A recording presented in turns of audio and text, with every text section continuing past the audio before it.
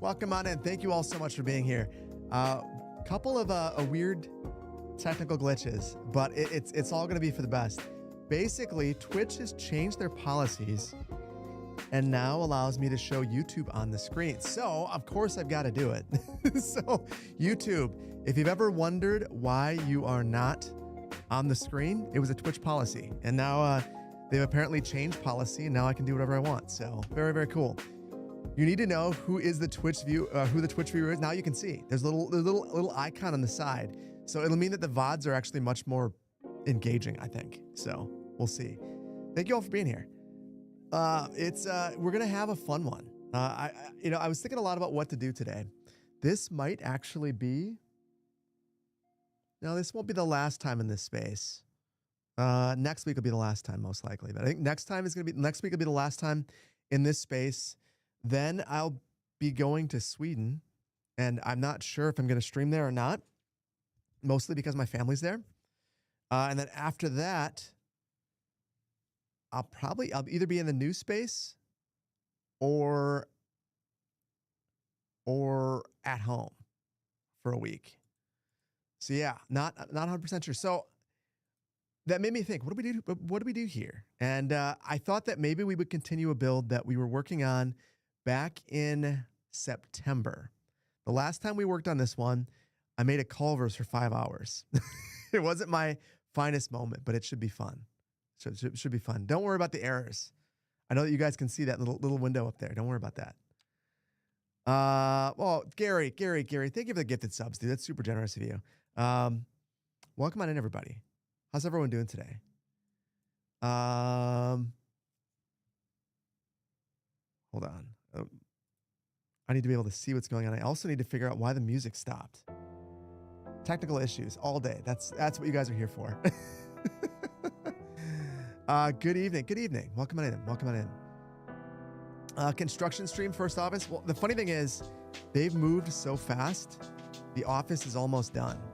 So I'm kind of blown away, if I'm being completely honest with you. I didn't expect that. Today, they actually put the doors on. So the walls are up. Everything's been painted, primed.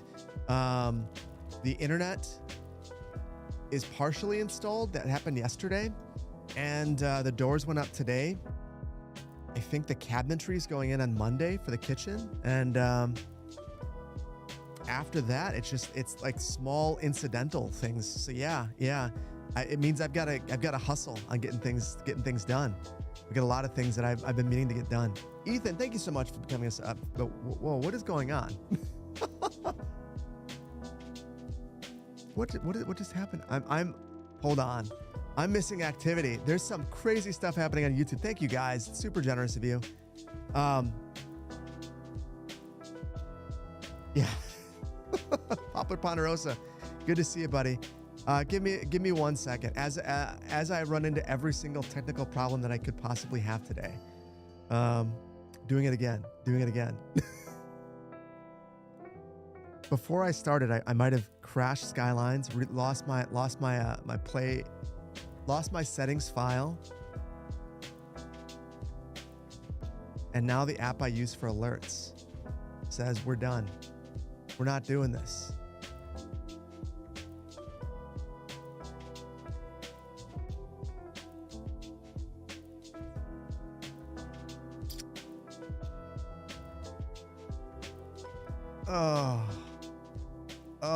This is going to make things significantly more interesting. One more second, guys. I apologize. Professional streamer right here.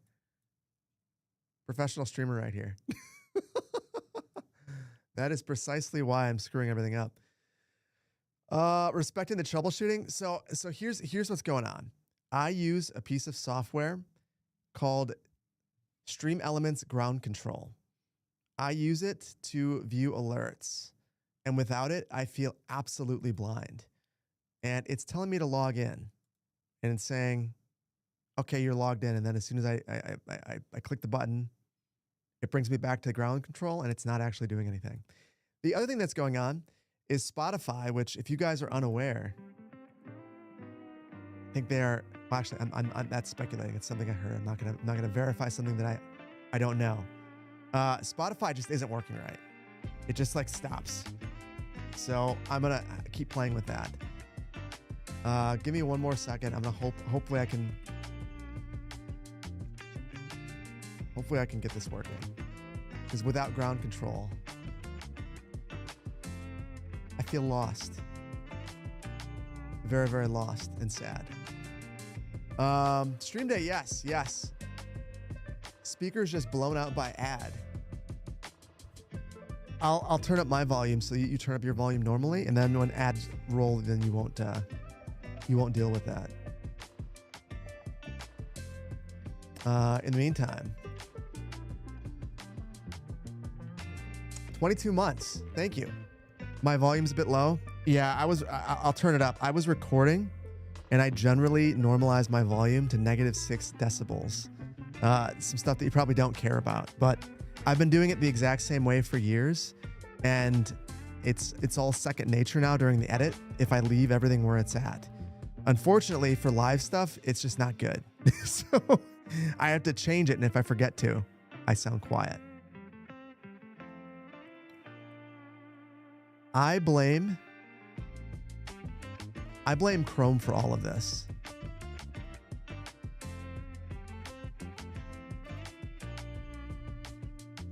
I feel like I've been having more and more issues with Chrome lately.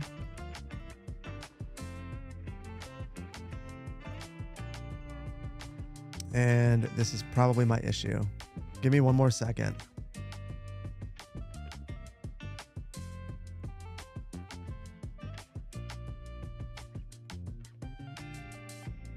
Sweet. That didn't fix it. One last thing. And then I just give up and try to figure it out. You guys can all at least yell at me now and see it all on screen, and we'll navigate it together.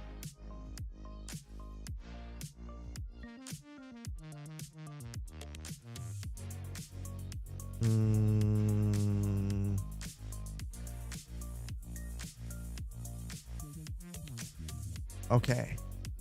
There is a... Okay, I've got it figured out. It's not my ideal solution, but it is a solution. Aussie man, thank you for 22 months, dude. You have been supporting way longer. I appreciate you. Really appreciate you. Wacky Pie, thank you so much for the 20 gifted subs. Super generous of you. Brew for the day is a Dunkin' Donuts coffee. Yeah, it's not what I want it to be. What it should be. Yeah, nothing quite like troubleshooting live. Basically, I don't know why ground control's broken. I switched my browser to Firefox. That didn't do the trick. Ultimately, ended up logging into the Stream Elements website where I can do all of the things. It's just not as pretty. I'll just have web browsers open all over the place. Stroke my milkman. Thank you for the prime. Gary, thank you for the 10 gifted subs. Doc number 42, thank you so much for the 23 months of tier 1. Good morning. Groggle, thank you for the tier 1. Rediker, thank you for the prime. There's other stuff in here that's mixed in that I don't want to see that I'm going to have to clean up too. Give me 1 second. 1 second. 1 second. Almost there. Almost there. All the troubleshooting while live. As much as I would love to announce every follow, I just shouldn't. William, thank you for the sub on YouTube as well. I Eat Dirt for breakfast. Thank you for 5 months of tier 1. And QZ, thank you for 25 months and all the support. Always appreciate you. Pagan Scorpio, ground control can't reach Major Tom, and he's upset because of it. I think that you're onto something there. I will reach out to David Bowie and we'll solve that together. Thanks for every second of that soothing, enjoyable content. The Green from Germany. Well, welcome on in. Thank you for being here. Give me 1 second as we hop in. We are going to go into Merrill. Merrill's my hometown. The last time we built here was September 12th. It was a long time ago. I went through this morning, crashed a whole bunch, got the mod set fixed, converted things. It was kind of a process, but I'm happy to report. Everybody. I'm happy to report the most important thing about this build still remains. If you were curious about the Culvers, right everywhere in Culvers, still good. We're still good. So we have our Culvers, and the nice thing is now we can add a proper Walmart. That's the feature of this area, Walmart and a Culvers. The only thing that broke here is we used to have a bunch of not service blocks, the zoning blocks. I don't know what happened. Those are gone. They weren't working. Zoning blocks, whatever. The other thing is I need to switch over to the old UI for this build because of all of the static ploppables. Everything's shifted around and I can't click on the delete button without the old UI. You did your CDL schooling in Merrill? Where at? Was it by the airport? Where at? How do I get those save folders? This is a mod called, what do you think is, this is the logo.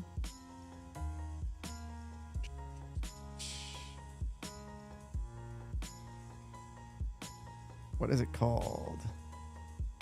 It's like better save list. Yeah, even better save list. Even better save list. It is awesome. It is awesome. It lets you organize things in such a clean way. It's very nice. Oh, by the airport. Yeah. We should place the airport today. If we can figure out the budget situation. Basically, the airport is, I think, right out here. The areas that I want to focus on today, I brought a bunch of assets into the build. So I want to place the Walmart. I want to place the McDonald's right here. And then I want to switch gears and focus on the area that I knew best, which was kind of the area where I grew up. So basically, I lived somewhere over here. We'll figure it out exactly. And we'll have to reorient where all of the overlays are and all that good stuff. But I want to build the neighborhood that I grew up in, where my grandparents lived, and where I went to school. And I grabbed some churches because of that as well. And it's going to be kind of fun. And one of the things I was thinking about is that one of the first things I ever did in planning school was actually, they said, I want you to draw a map by hand of the place that you grew up in. And I want you to think about, take yourself back to where you were at 12 and identify all those things. And those are the things that are actually important in a map generally. Like those are the sorts of things. So it was a lot of fun, and I want to kind of do that here and think about those areas and see what I can do from memory and what we actually need the overlay for. Pause the game. I'm bleeding money. We got $4 million. We're fine. We're fine. Given all the struggle is rail, how did the talks regarding Amtrak routes go back in the day?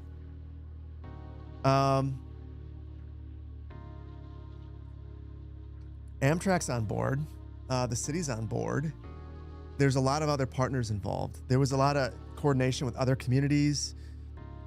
The federal government has to be a good partner, and I don't mean just Amtrak. I mean everybody, and they weren't. The Biden administration was super into Amtrak. I mean, Joe Biden's pet project was Amtrak. The Trump administration does not like transit. So it's like, I would say I would be shocked if anything happens before 2028, generally with rail. And you just have to see that's what sucks about Amtrak is everything is going to be driven by the White House. And if the White House is hostile towards transit and Amtrak, you're not going to get service. So yeah, I think that there was a window, and I think the reason why there was so much movement so quickly is I think that there was an acknowledgement that that window could close, and I think that it has, at least temporarily. So, do you see autosave off? We'll take a look at that in a second. I want to remember, so I need to get the overlay back in the right spot. That's the very first thing I want to do, and I want to figure out exactly how to do that. So it's Shift, Control, and then up and down is how we do all of this. Let's see. Autosave is off. That's not good. I'm not impressed. It's supposed to be on by default. I might report that. And the interval is 1 minute. I feel like that was a bug that was supposed to be fixed. There we go. Awesome. Yes, you did see this. So thank you. Take the Amtrak down to Scranton. That's going to be difficult to do from Madison. We actually, the only Amtrak that we have access to is in Columbus or the Wisconsin Dells. Not exactly super convenient here. Is that all that I had to do? Move it to the right? That seems too easy. No, that's not right. No, it is right. Look at that. So we've got all the roads back. Now we can see what we're supposed to be doing. The other thing that just as a refresher, so I built this using image overlay. I have multiple images of this available. Sorry for the flashbang there. But some of these are going to be more useful, like this one right here that has the background. Might actually make it easier to see some of these roads. Maybe not.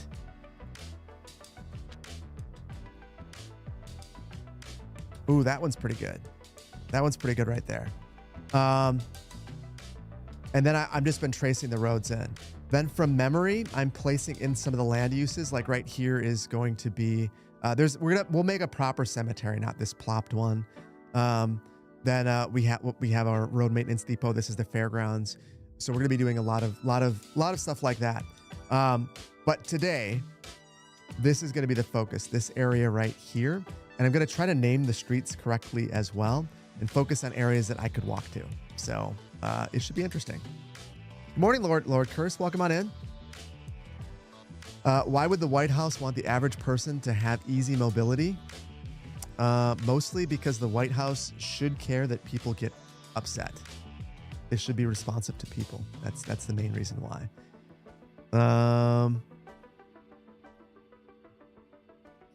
A part of light rail near you got decommissioned. What was the rationale?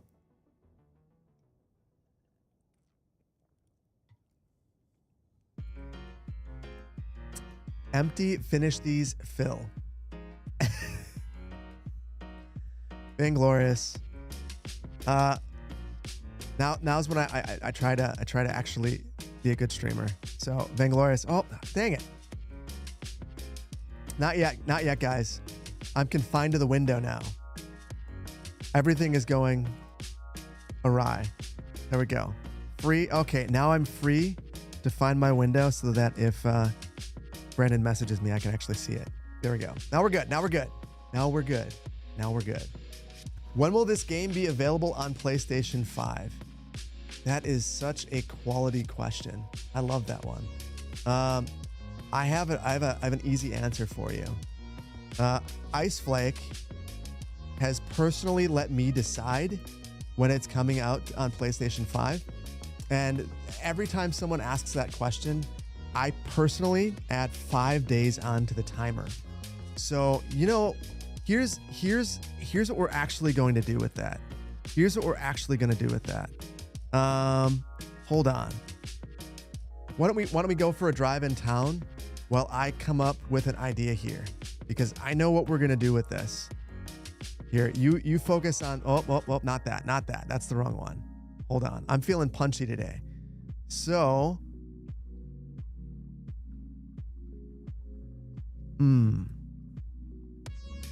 days until console.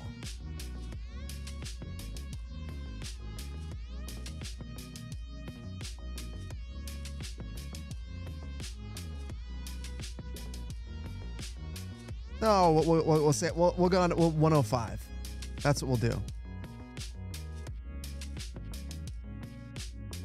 Please don't make me add more time onto the timer.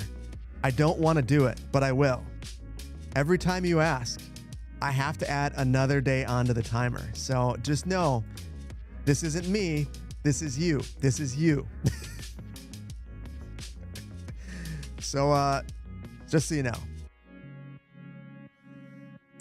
Oh, and it got asked, you know what? I think we've got to add even more time on. Just for that. There you go. 205. 205.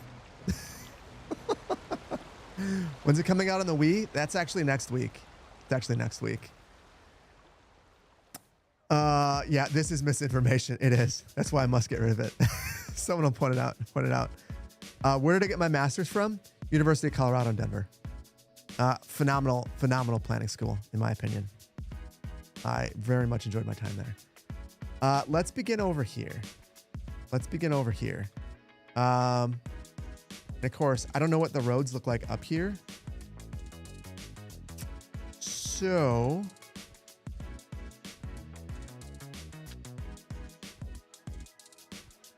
that will at least give me an idea of where the store is. And this is going to be the Walmart.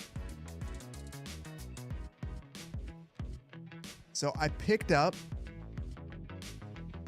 King Leno's Walmart asset.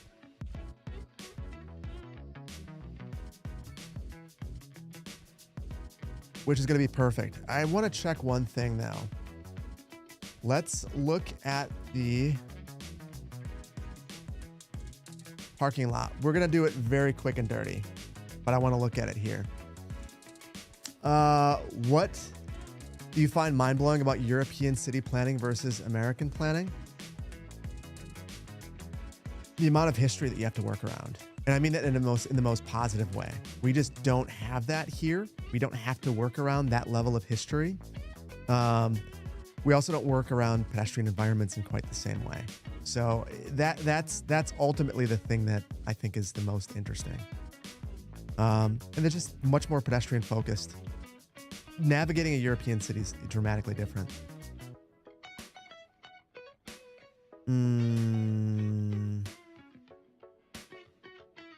As a fellow Watsonian, you've been waiting for this.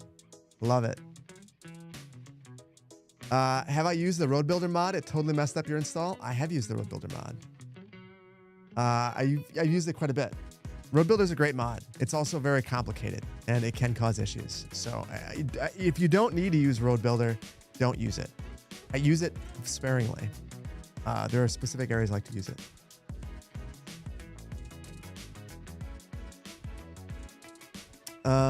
Have I ever done any work in Florida? No, I have not. Okay, there's a credit union up here. That's what I was looking at. That, just so you guys know, when I lived in this town, this was a forest. So, and this right here was Walmart, and they decided to build across the street and build a bigger one. So I'm just trying to get a feel for the size of things. That's a gigantic credit union too. It's twice the size of the Culvers.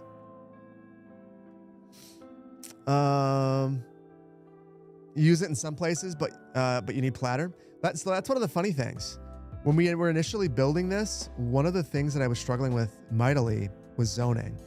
And we spent so much time trying to get all of these homes to look good and they don't. I ended up placing many of them by hand and leaving some awkward gaps. And now we have platter, and this would have been so easy to get right. Platter is one of the reasons why I decided to come back to this build. We also have, this is still not released, but I have access to it. The network tools, the network multi-tool successor, which there's some kinks and some oddities that I'm learning about it that help me figure out how to use it. But the main thing that you can do with it right now is basically go through and slope things. And that makes such a huge difference, particularly when you've used a real world height map and you've aligned things to the ground. So they're just, since the last time we were here, the ability to have custom assets, platter, network tools. I mean, there's just so much more that we can do. It's kind of wild. Platter is a goat tier mod. 100% needs to be vanilla. Gary, I agree. Platter's one of those mods that I don't think I realized that I needed it until I had it, and now I don't like playing the game without it. Platter is another one of those mods too that makes it difficult to go back to CS1, in my opinion. If you've never used Platter, it allows you to easily pick zoning, and then plop zoning. And you might wonder why do that instead of just, plopping a building. Maybe you don't like to plop buildings. Maybe you just want to straighten things out. It also tells you whether or not a building will spawn. So, for instance, I can say, I'm going to use North American low density housing. And now I can see that 2 variations will spawn in this particular 3x3 parcel. It's wildly useful. So, you know what?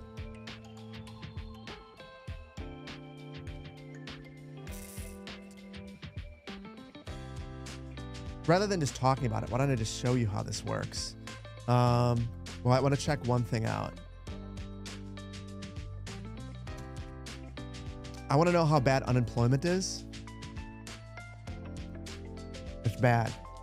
I'm going to get the Walmart working. We're just going to basically set the road up and not do anything with parking. And then I want to build some neighborhoods. So we need a road out front, a road behind that loops around, and then one that goes right here. This road is parallel to the highway.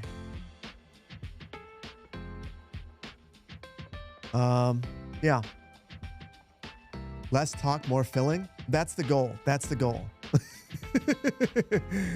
We'll see if it actually happens.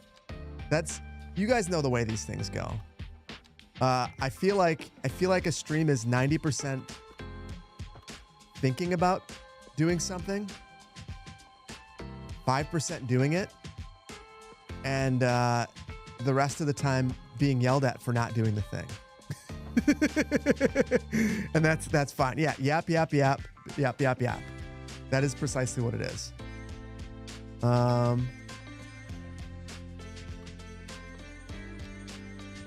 It's only to get worse in 80 years.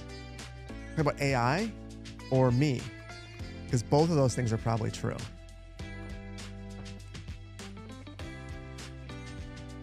Is autosave on? It is. Autosave is on. The last time you watched, it was in the editor, and I don't know that there is autosave in the editor generally. So that was the issue. You love AI, Curry? That is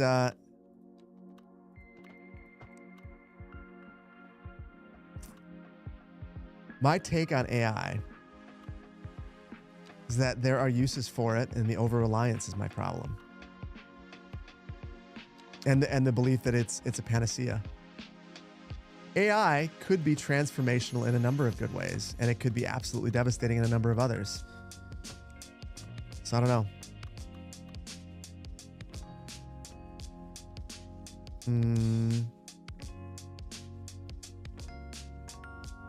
You won't openly admit that? You wouldn't admit that openly? probably the thing that the other person said, not what I said. I don't think what I said is all that controversial. And if it is, every dev uses AI? Oh, I'm certain of that. Many devs, not all of them. Some take a principled stance on it, and that's fine too. AI is huge for data analysis. I could see that. I think that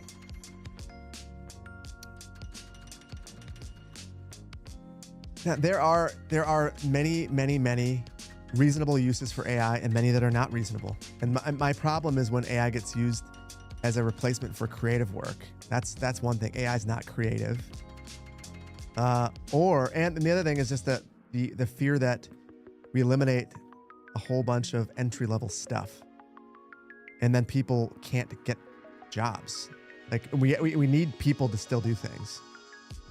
I think people aren't thinking about that enough right now. You're a dev staunchly against AI use? I think that's so where I get conflicted is for repetitive tasks. And if AI is used like a tool, I mean, that'd be like me saying, you know what?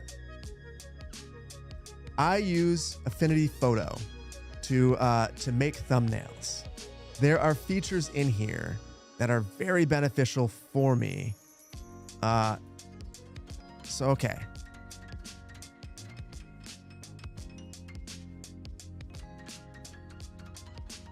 Let's do some thought about this. So I made this thumbnail. I'm able to have a whole bunch of presets and different things in here. Back in the day, someone could have said, I am super against applications that provide that kind of assistance. I want to be a purist. I want to do it in a simpler software that's not going to provide that much access. That's one way of looking at it. And I think that if AI is used as an enhancement to existing tools where it's not generating things on the fly, that's different. So if I am using AI to speed up things, that's one thing. If I'm using AI to vibe code whole softwares, generate images, generate music, in replacement of writing things, those are different use cases. So that is where you guys want to talk about AI, that's where my head goes. It's one thing to use it as something to make yourself more effective at things, and it's another to use it in replacement of creative work. The other thing that I keep thinking about with AI is local AIs versus giving Google or ChatGPT or Anthropic all of your information and letting them do what they want with it. And that is problematic to me. Makes a lot of sense. Great thought. Thank you. Science uses AI and it's good. When AI kills you, I'll be chilling at the North Sentinel Island. I don't know. I will admit to being someone who was very anti-cell phone. Very anti-cell phone. You might not think that's the same thing, but at one point in time, I thought to myself, who in their right mind would want to be accessible at all times to everybody? I don't want that. That sounds like a nightmare. I'm not getting a cell phone. And I held off. I was one of the weirdos that didn't get a cell phone for a long time. And then I was left behind. And then I got my cell phone and it changed my life. And I wonder how much these technologies are going to be like that. When they're used appropriately, they're just tools that if you stick your head in the sand and don't learn how to use them, you end up being left behind and being behind the curve. I don't want to necessarily be behind, but at the same time, I don't want to become reliant. So I don't know if that makes any sense. You got one when they were still huge bricks. My first one was a Nokia bar phone, and it was fine. But my dad had one. He had one of those bag phones in his car, that like, whoops.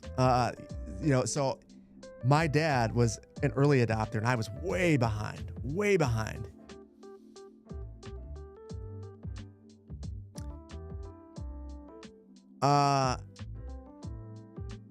Absolutely abusing Gemini Pro and ChatGPT Pro.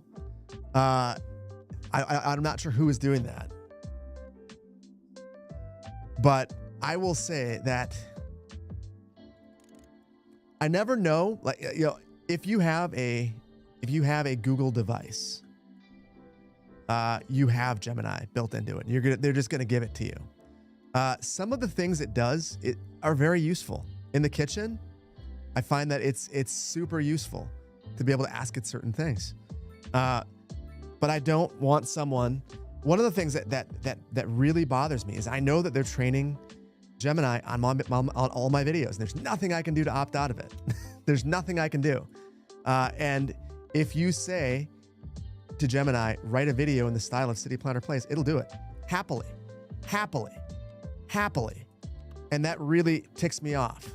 I don't know how to stop that though. And I don't know that. Basically, I think that governments need to add guardrails so you can opt out of these things. And then companies need to be better about it because these are useful technologies that are being abused. I don't know. You can use a local AI client to automate with agents some of your mundane tasks like divide videos into chapters, upload videos, scripts, links. Does not need to only be for coding. Right. I will tell you the mundane task that I would love to automate that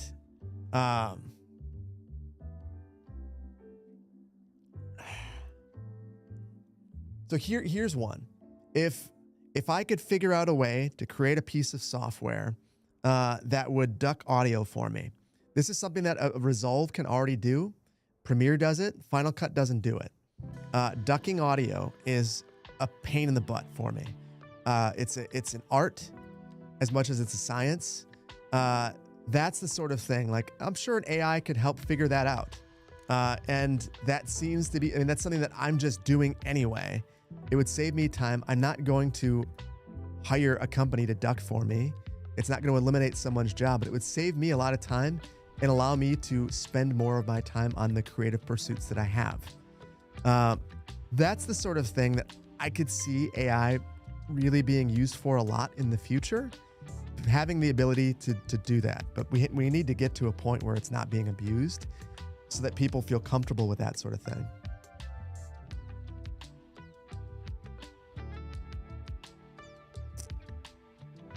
Automating to remove AI video from your feeds would be a class.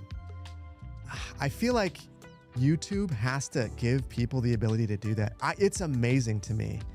Well, it's not as bad as Facebook. I feel like on Facebook, I swear 75% of the videos in my feed are AI slop. It's just like random stuff. And it started out really like obviously slop, like a guy in a wheelchair going down the interstate in like a hospital gown. Like, this is clearly not real. And then it's become like stuff that like, is that real? No, it's not. Once you click on it, I'm like, why are they showing this to me? Or the one that I get all the time is a TV show from like the 70s or 80s and all the people where they are right now. And most of them are dead. And it's just like, okay, AI slop. Cool. I don't want this. Why? Stop it. On YouTube, over 60% of the content made for kids now uses AI generated images and videos. Is that serious, Phil? That's ridiculous. What up, Churro? Thank you for the biddies. Congrats on a new space. Don't tell anyone, but a little Churro is on the way later on this year. Bueno, Churro. Congratulations. Congratulations. And I won't tell anybody. Just the 1,200 people watching right now. They didn't pay attention to that though. They weren't paying attention.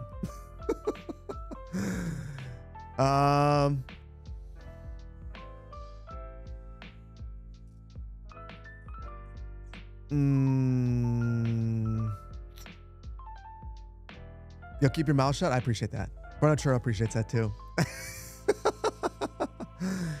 How do I get highlighted messages to pop up on the screen? I have installed a plugin.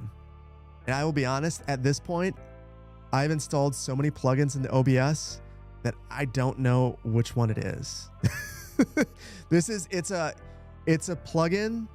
I believe it's one of Nutty's plugins. I use StreamerBot for everything. Everything you're seeing is StreamerBot. Without it, I couldn't run the stream. And that's also why if I close StreamerBot, everything breaks and it says connecting. But yeah, he has a plugin to highlight messages, and that's what I'm using. If you use Meld, I think they have it built in now. Meld is actually really good, but it's not open source, which makes me suspicious of how they're going to make money. But yeah, StreamerBot's awesome. It's awesome.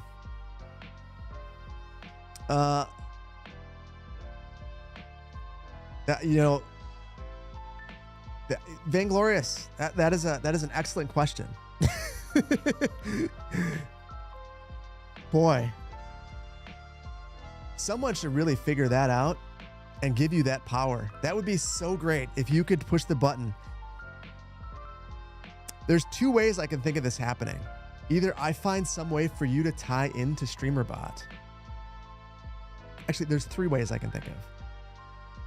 I'm going to give you either remote access to a client in my office where you can see StreamerBot if I can't figure anything else out, and then you could do it. Second would be finding a way to get you to log into StreamerBot as well from where you're at so that you can push the button. And third is I just talk about it forever and not actually do anything. That's what I've been doing, but I have a feeling no one likes that. Just have one of the LLMs build a plugin. Well, there we go. For editing software to automatically duck the audio. So Frosty, it's funny that you mentioned that. I was waiting for someone to ask that question. My brother-in-law is big into AI. So he was like, no problem. We can make that happen. He is an absolute genius when it comes to anything computers. He may grow cranberries. And that might be the thing that people know him for. But he's actually got a master's of science in computer science, and he's an excellent developer. He's created his own software to automate his marsh. It's amazing. And he said, "Oh, I have a Claude subscription. I'll just get my agent Henry working on it." And all of a sudden, he's working on this. Henry could not make the software. He tried. Cranberry marsh. My wife's family does cranberries. So the software looks amazing, looks genius. And the AI agent admits before he turns it over to me, actually, even though I said the error rate was only 3%, it's actually 98%. You shouldn't give this to Phil. First of all, why is the AI agent talking to my brother-in-law like that? Why is it admitting that it lied? Why is it lying? And also, why can't it do this simple thing? It's bizarre. Software looks awesome. I feel like it would be great for that conceptual, like mock it up. And now I could give this to someone who actually wants to program this. So I feel like that part's cool, but it doesn't work. It doesn't work. And now, I mean, I wouldn't trust it either. Like it might just do some random stuff because it's like screwing things up. Do they have a lot of spiders in their marsh? Not. I mean, it's Wisconsin. We have some spiders, but nothing crazy. Bees are the real thing to worry about on a marsh. I have to basically run away when they unleash the bees.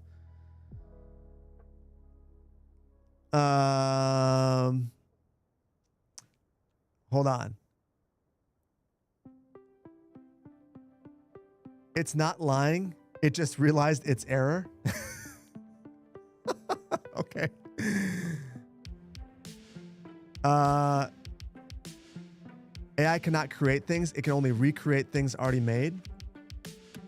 Well, so the way that he described it is that he believes that if you give it very specific sets of instructions, then it can do basic things for you. But at that point, you have to actually know what you're doing. So if you're just automating simple tasks for yourself, then it might be fine.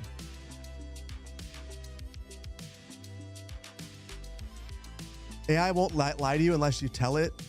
AI will lie to you unless you tell it not to. What? Doesn't make any sense. Hey, it is awesome to see you in here. It is awesome to see you in here. I feel like you and I have gone back and forth on a couple of things, and then I keep getting distracted. I've been the busiest I've ever been over the last little while, and I feel like I need to look at one of your cities soon. I have been thinking a lot about, and I know I'm talking to one specific person now, but he's messaged me on Patreon multiple times. We've talked a lot about his cities and city skylines issues in general. I've been thinking a lot about reviving City Tips as a series that I can put out a little bit faster. And yours is going to be one of the first things I look at. So just know that. Just know that. I'm thinking about you. I'm thinking about you.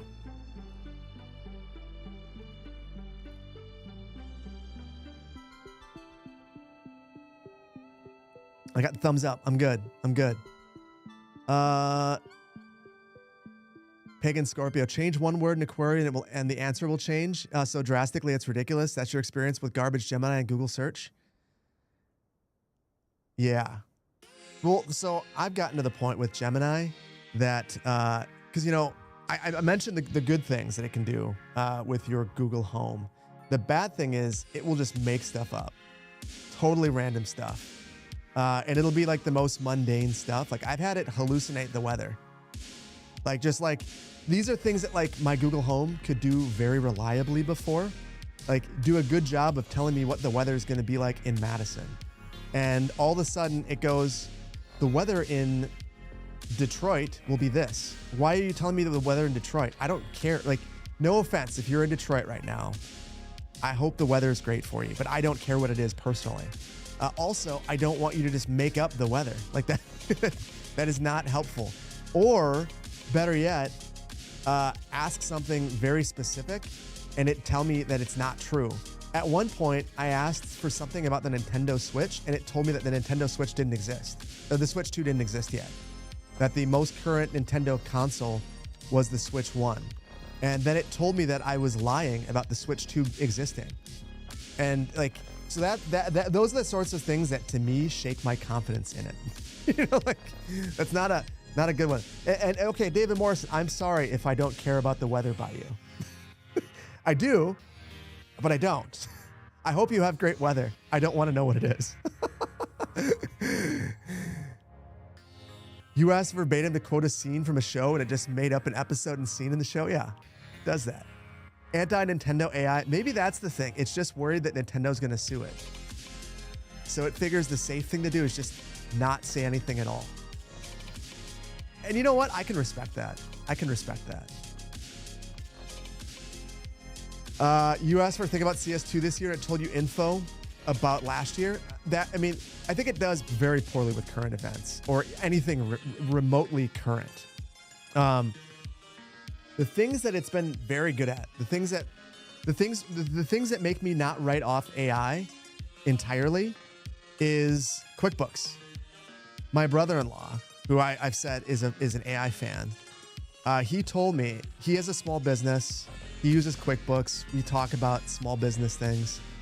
And he says, the very best use of AI is asking for help with QuickBooks. And I was like, wait, what? QuickBooks? I would have never thought to do that. And sure enough, if I don't know where something is in QuickBooks, I will ask it and it will reliably answer almost every single time. It acts as like a interactive user manual for QuickBooks. And for that, I think it's amazing. Amazing.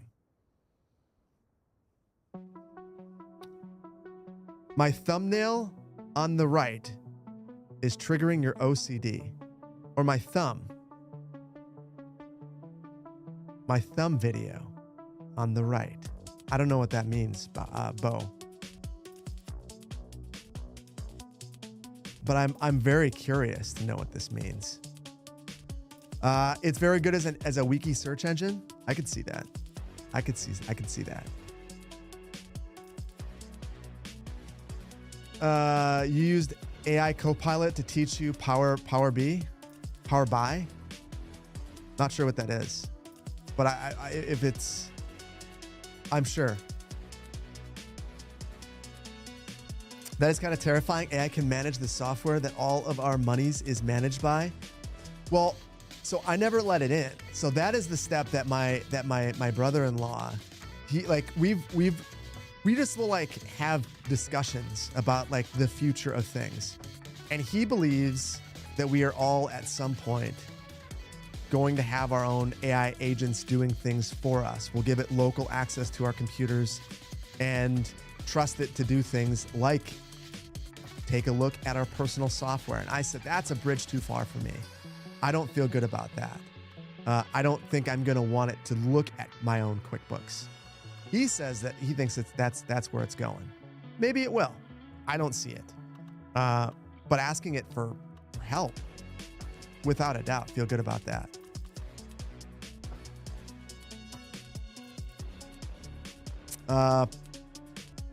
Power buys for visualization. Charge them. Oh, that sounds good. Not a chance.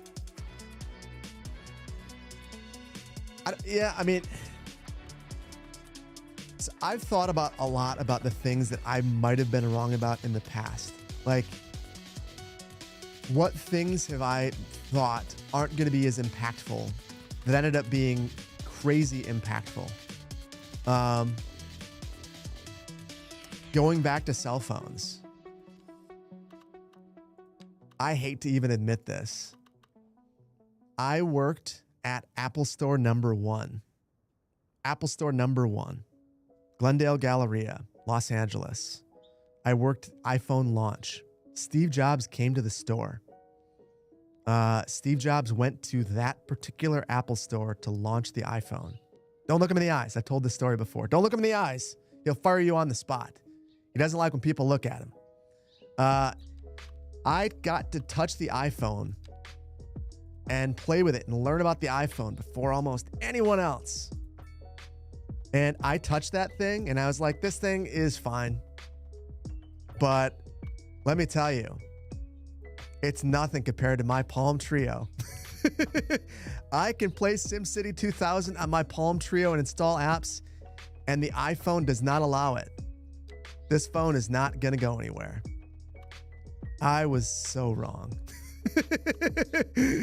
I was so wrong. Oh yeah, and then I went from my Palm Trio to a BlackBerry. I love my BlackBerry. That thing was so cool. I could install apps on it. And then people jailbroke the iPhone, and Apple relented. Basically, for anyone who doesn't realize it or who doesn't know, the original iPhone, Apple thought that apps were not necessary. Everything would be in a web app. So rather than going and installing an app, you would just go to a website that had an iPhone interface, and that would be good enough. You'd bookmark them all in Safari. The ridiculous idea. Like, thinking about it now, like how ridiculous does that even sound? But that's where they were at. Windows Phone. I thought that looked so cool. You miss your Palm Pre? I never had a Palm Pre. I had the Palm Pixie. I loved that phone. Such a great phone. Like, for the time, small. I'm a small phone guy. I like small phones. I'd trade in this thing for a small phone any day of the week. Palm, hold on.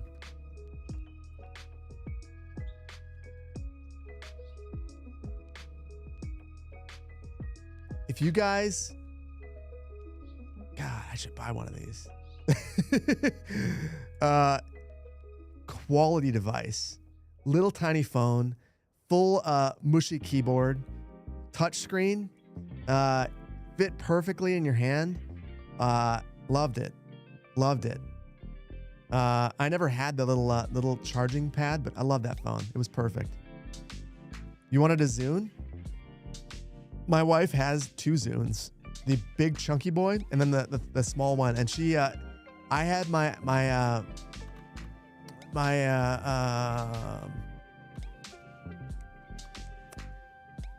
oh my God, how am I going to space in the name of that? Apple's version. Oh my God. iPod. I had my iPod and tried to convince her that, you know, it was a superior device. It was absolutely not a superior device. But it's all about velocity and the number of people that have them. And the Zune forced you to use Windows Media Center or whatever their software was that sucked. And iTunes was better. No problem. You'll see if I notice. What did I notice? Asking again, did I hear about the terraforming update for Town to City?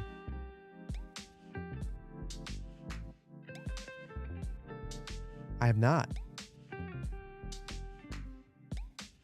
I have not. I have not. That is crazy. Oh man, I kind of wish we were playing Town to City. Why do I have an overlay? The overlay is allowing me to trace the roadway network. So Control O and I can see the entire city. It's super helpful when you want to recreate something, and that's what I want to do. The whole goal with this build was to recreate my hometown and then make it better. This is something that I've always wanted to do. That's why we have that. You don't know if it's out yet? Coming soon? Okay. Well, here's the thing, guys. Hold on. I'm going to get distracted. That's why, what's one of the reasons. This is one of the reasons I wanted to do this build.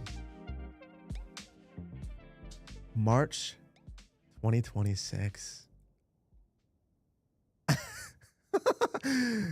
Sanctum Gamer, City Skylines 2 terraforming. That is not what I'm looking for.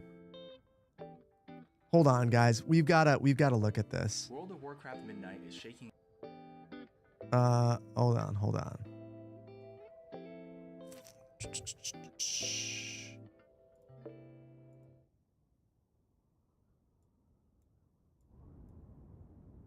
Up how you play. Built-in tools make customizing your setup simple. I'm not signed and get in, you gaming so quicker.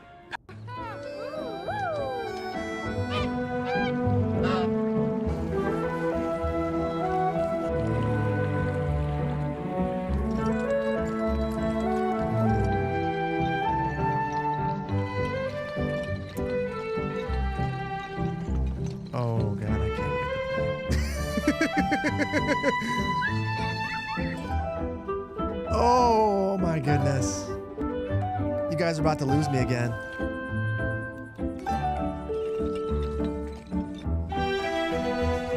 Oh gosh. Wait.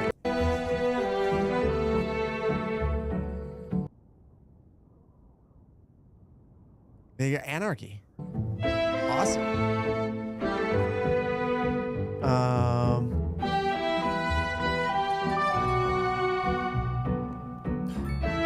What was? I'm not sure what that was. Hold on. Keep managing your cities. Okay, then just keep playing. Okay. Oh my goodness. No, I did not hear about this. This will get me back in the game, without a doubt. You're gonna lose me for weeks. I'm gonna stop. I'm just gonna let you guys know I'm gonna stop playing Skylines. I'm gonna just play this for a while once it comes out. That's sick. That's so sick. Town to Cities terraforming updates when I will play again. Anno, whenever their next update is, I'll play that as well. Yeah, there's gonna be lots of What did you click into? Someone mentioned the terraforming update to Town to City. I had not heard of that, so I'm very excited about that. That's great. Wait, there's an undo brush? Next stream? Red Ginger, if it's out for the next stream, without a doubt, I'll do it. Real quick, before I go any further, we're almost to, there's a couple of things I want to do. We are going to label the streets so I know where I am, and then I'm going to build specific areas based on things that I remember. But before I do that, I'm going to go through the activity because I've only done it once. So, TP Tuba, thank you for the prime. Skip AI talk for the next hour and focus on some city building. Well, now you brought it back up. That wasn't me. Grant, subbing on YouTube. Thank you. I'm gonna not show those. Accordions, thank you for the prime. 10 months. Enjoy joining from home while you recover from a torn meniscus. Oh, I hope that you're okay. That sounds brutal. Keep up the great content as always. Thank you so much. AFK gotta poop. Thank you for the biddies. This is a biddies drive-by. Well, thank you so much. Zenoris, thank you for the prime. Appreciate you. Tapper, thank you for the prime. Luca Dev Design, thank you for the biddies. Luca, thank you so much. And thank you for... The next build makes me feel bad because I use network tools so much in it. And I feel so lucky to have it, but I do feel bad. So thank you. Cord, thank you for 21 months of tier 1. It's a long time. Dr. Brew, haha, thank you for the... Dr. Brew, haha, thank you for the 2 months of prime. Love all my content. Can't wait for some Transport Fever 3. Me too. Transport Fever 3 feels like planning. It's going to be so much fun. I can't wait. Reefer, thank you so much for becoming an associate planner on YouTube. And Phil, thank you for the biddies. Banana Criminal, thank you for the prime. Sid, thank you for the prime. Would I do a northeastern U.S. City video series? Probably at some point. I still want to do the daily series. And I've been really torn on what I want that to be. There's a chance it's northeastern U.S. There's a chance I do the Banff map still and do something that is kind of Denver-like, which would be very familiar to me and easy to do. And then I might kind of just let you guys make a choice for me. I don't really know. I'm not 100% sure yet. But that daily series keeps getting pushed back. There's something that's happening I can't talk about it yet, but there's something that's happening in April now that is going to make that a little bit later. And then I'm gone part of this month. There's just a lot of things that keep happening. All good things, but it does complicate things some.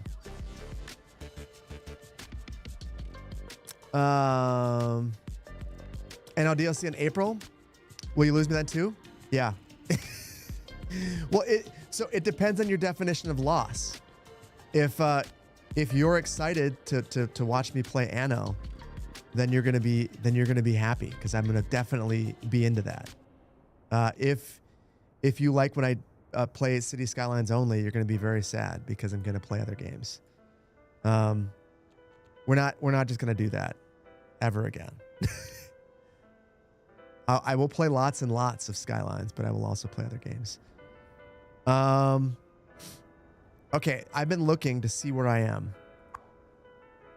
This is Grand Avenue.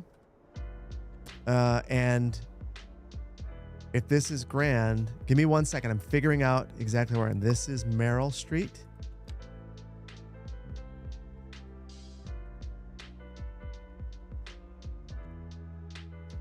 This is Prospect.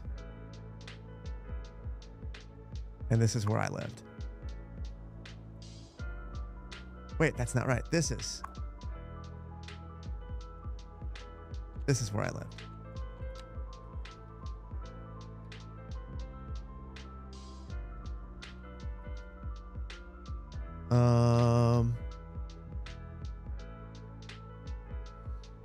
Seems like something's wrong.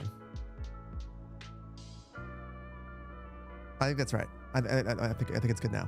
I think it's good. Never mind. Meryl Streep, yeah, basically lived. You think? Wait, wait. You legitimately think I would tell you the street that I live on? There's no chance. There's no chance. That would be legitimately insane. I can tell you where I lived 30 years ago. I think it'll be fine. But no, I'm going to avoid giving away my current address. I think that's a bad idea.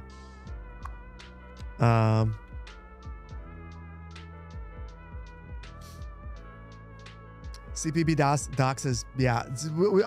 Listen, if one of you figures out the time machine and figures out how to snuff me out 30 years ago, I will have regretted this decision. But until then, I think we're okay. I think we'll be all right. Tell you where you live? I'll try. I'll guess random street names for the next 30 hours. It'll be good.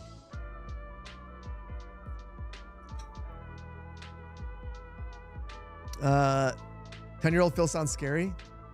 10-year-old Phil was just super into Mario. That's all I did. Basically any Nintendo games. Oh, and trying to find a way to play SimCity. Because we did not have a computer for the longest time. And then I finally got an SNES and got lost to it. So let's see. I'm gonna remove some of these trees.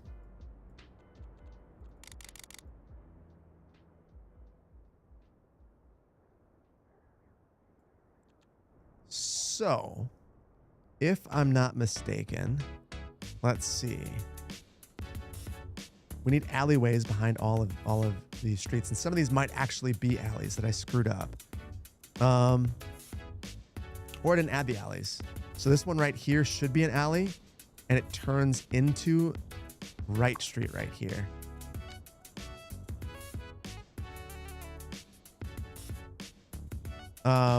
So the way that this city is designed, all these homes are fairly old, and they were all carriage loaded, so they all have alleyways behind. But that doesn't necessarily mean that they have garages. They just happen to have alleys. All of the alleys were dirt roads. So I'm gonna do that through here and try to center these as best I can, because the grid is not perfect. But thankfully we have platter now, so none of it matters.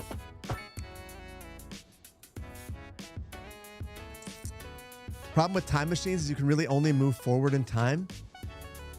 That sounds like a problem for you, not for me, because that means that you'll get trapped in the future and you won't be able to take me out in the past. By the way, what happened to my review of old city builder games? Did I just scrap the whole idea? I did. Basically, it didn't take off, and it was a very difficult series to put together in the way that I had conceived it.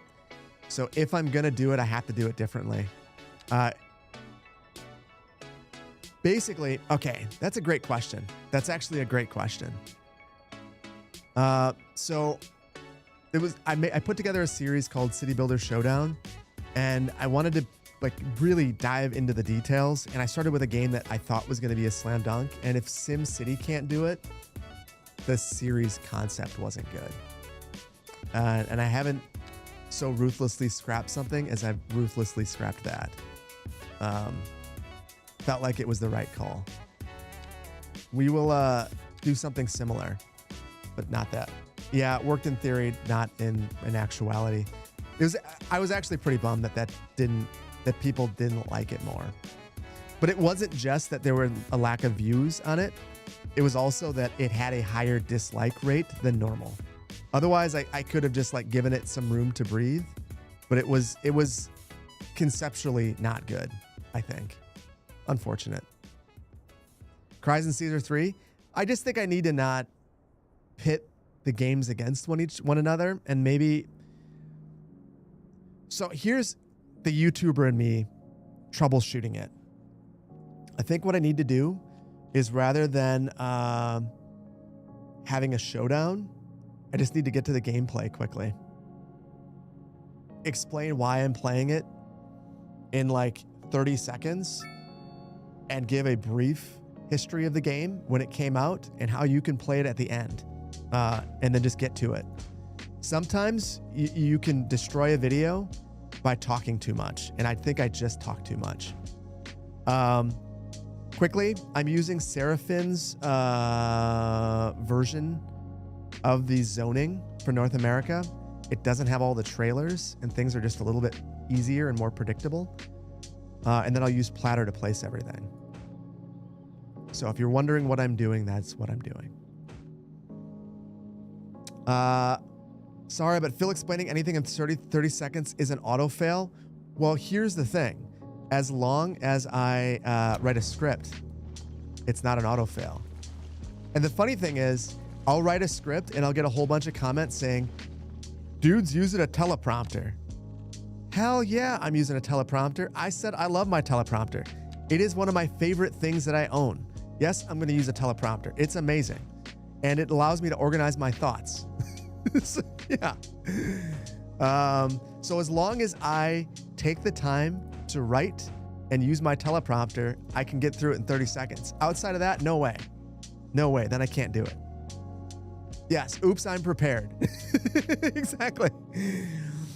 Am I Okay, Rainbow Serpent, I'm literally reading the message that you wrote on a teleprompter. You installed Platter and your cells aren't populating after zoning? Click on the Platter button and allow spawning buildings on parcels. You have that deselected. If you have that deselected, you can just place these and nothing will spawn in. This is a great way to ensure that you won't crash, because there are crashes when buildings spawn in if you are messing with the Platter parcels. But you have to remember to select this. Otherwise, the buildings will never spawn in. Listen, I'm not sitting at the computer with you, but I bet you that's the problem. The other thing is it could be that there's no zoning available. Either because there's no buildings or because there's no demand. It's not going to zone buildings if there's no demand. One of the two things. Organized thoughts, a millennial delight. Listen, as a planner, I'm forced to be a public speaker. I'm not a natural public speaker, though. And I think part of being a content creator is understanding your personal limitations. And if you just know that you're not the kind of person, like some people can sit down and some people can sit down and just kind of have a bulleted list of ideas and just like, blah, here it is. I'm not one of those people. I need to organize my thoughts beforehand. And in some cases, I need to write it all out. And if I'm going to do it in a way that's concise, it's scripting the whole thing. You bet a lot of YouTubers use a teleprompter but would deny it if asked. I don't know why you would lie about it, though. Like, ultimately, it's just a different way of putting a video together. You can't do a teleprompter, Slay? Wow. See, but here's the thing, Slay. You know who you are, and because you know, you're able to create the content that you make and do so in a way that's quick. You turn into a robot? It's super easy to do that. Super easy to do that. It takes a lot of practice to not, and I fail at that sometimes. There have been times where I've read an entire script and I realize I've got to redo it because I sound too robotic. Bob, you wish I would build Madison. Oh, Bob. Wouldn't it be interesting? Wouldn't it be interesting if Madison assets randomly populated Paradox mods? It would be so crazy if someone were just paying asset creators to make a bunch of Madison assets in preparation of a Madison build. That would be the wildest thing. We'll have to see if anyone ever does that. That would be super cool, though. I would love to see that. You always knew? Well, okay. Hold on. You always knew that I scripted my videos.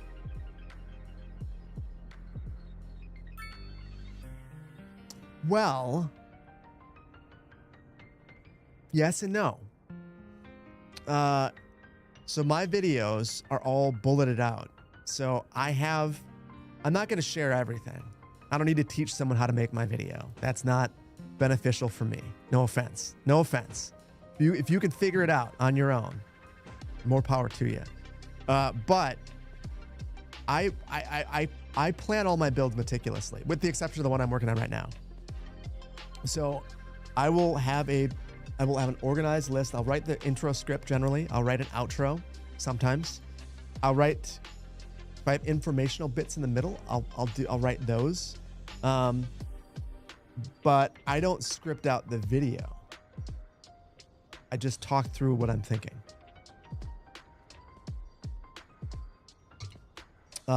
You know when the video is scripted because it's concise. If a video is 30 minutes or longer, I'm not scripting it. Just me talking. Good videos should be scripted. I think you should, yeah. Like, here's the thing. I think that if you are a professional content creator, part of being a professional content creator is being a professional about it. And that part of that is organizing your videos, coming up with coherent ideas, not just sitting down and recording whatever you slop out. And if you can just slop something out that is good, awesome. Maybe you're better than me. I'm not that guy. I am not that guy. I wish I had that ability. I do not. Golden Star, welcome back. Yeah. So that, I like that, Cord. I like that. Scripted versus structured. I have structured videos.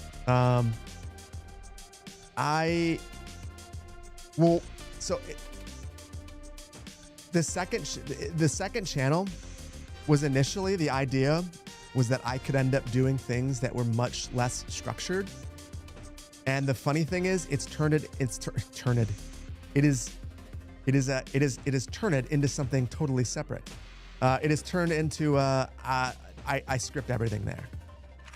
So I sent out an email before stream asking for information about a research project there.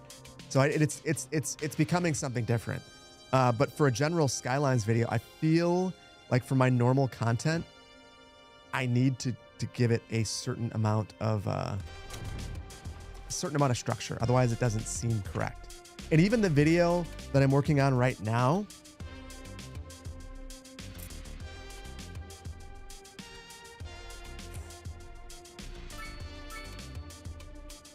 okay, let me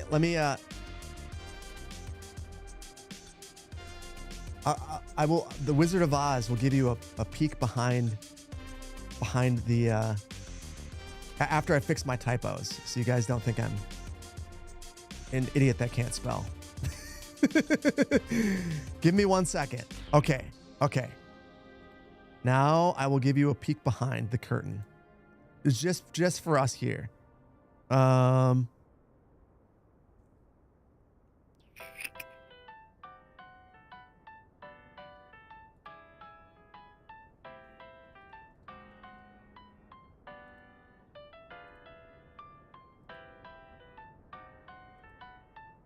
So, if you don't want to know what Segunda Beach episode 22 is about, don't look at this. Don't look at this. But basically, I won't go through the intro script. But basically, I wrote the intro script. Then I organized the entire video, and I'm basically coming up with different video segments. And this is what I want to do. And then I'm going to record it in those segments so that if I screw up, I can redo it. So yeah, that's how I do it. That's the Wizard of Oz treatment right there. There you go. Now you know. So it's not scripted, but it's structured. Yeah, everything's in OneNote.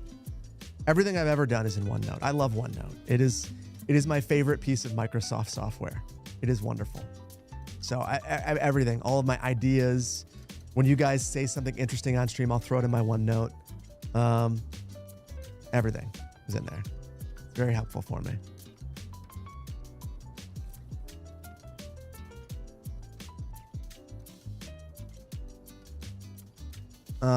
You still say the best stream or video was the live day?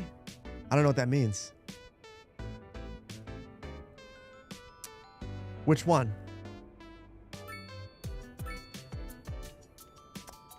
I want to know. Gary, I'm super curious now. Oh, live recording.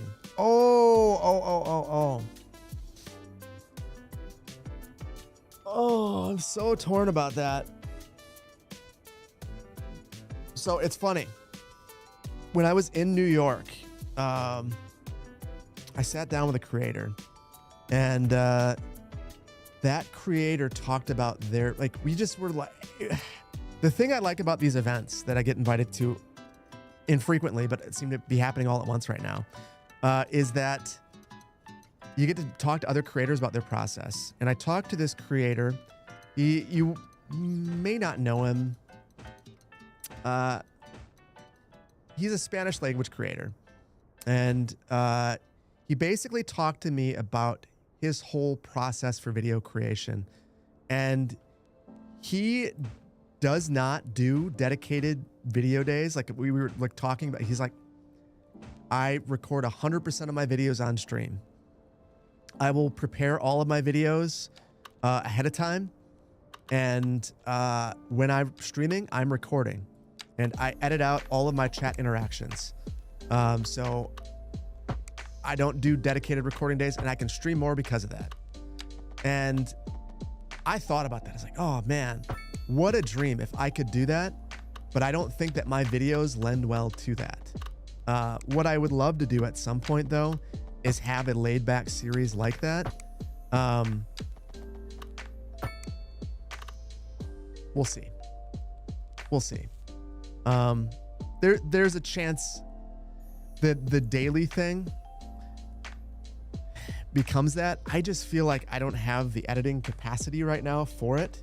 I mean, even like a normal video, like I'll give it to my editor and it'll take a couple of days to get turned around. And then I spend another, 3 to 4 to 6 hours with it, editing myself. To do that, I would need another editor, or the ability to let go and not be insane. And I just haven't found a way to not be crazy yet. Someday maybe. Let my fans edit the videos. I mean, I did that. That was, I legitimately, like, my first editor was, so it was a company that reached out. But the reason they reached out is someone was a fan of the videos and said they could do it at their company. And I've said this before, but basically the gentleman that was working for me was awesome. I loved him so much. He was such a great guy. His company, I'm not even going to name who they are. They're a bunch of scumbags. They were taking advantage of their employees.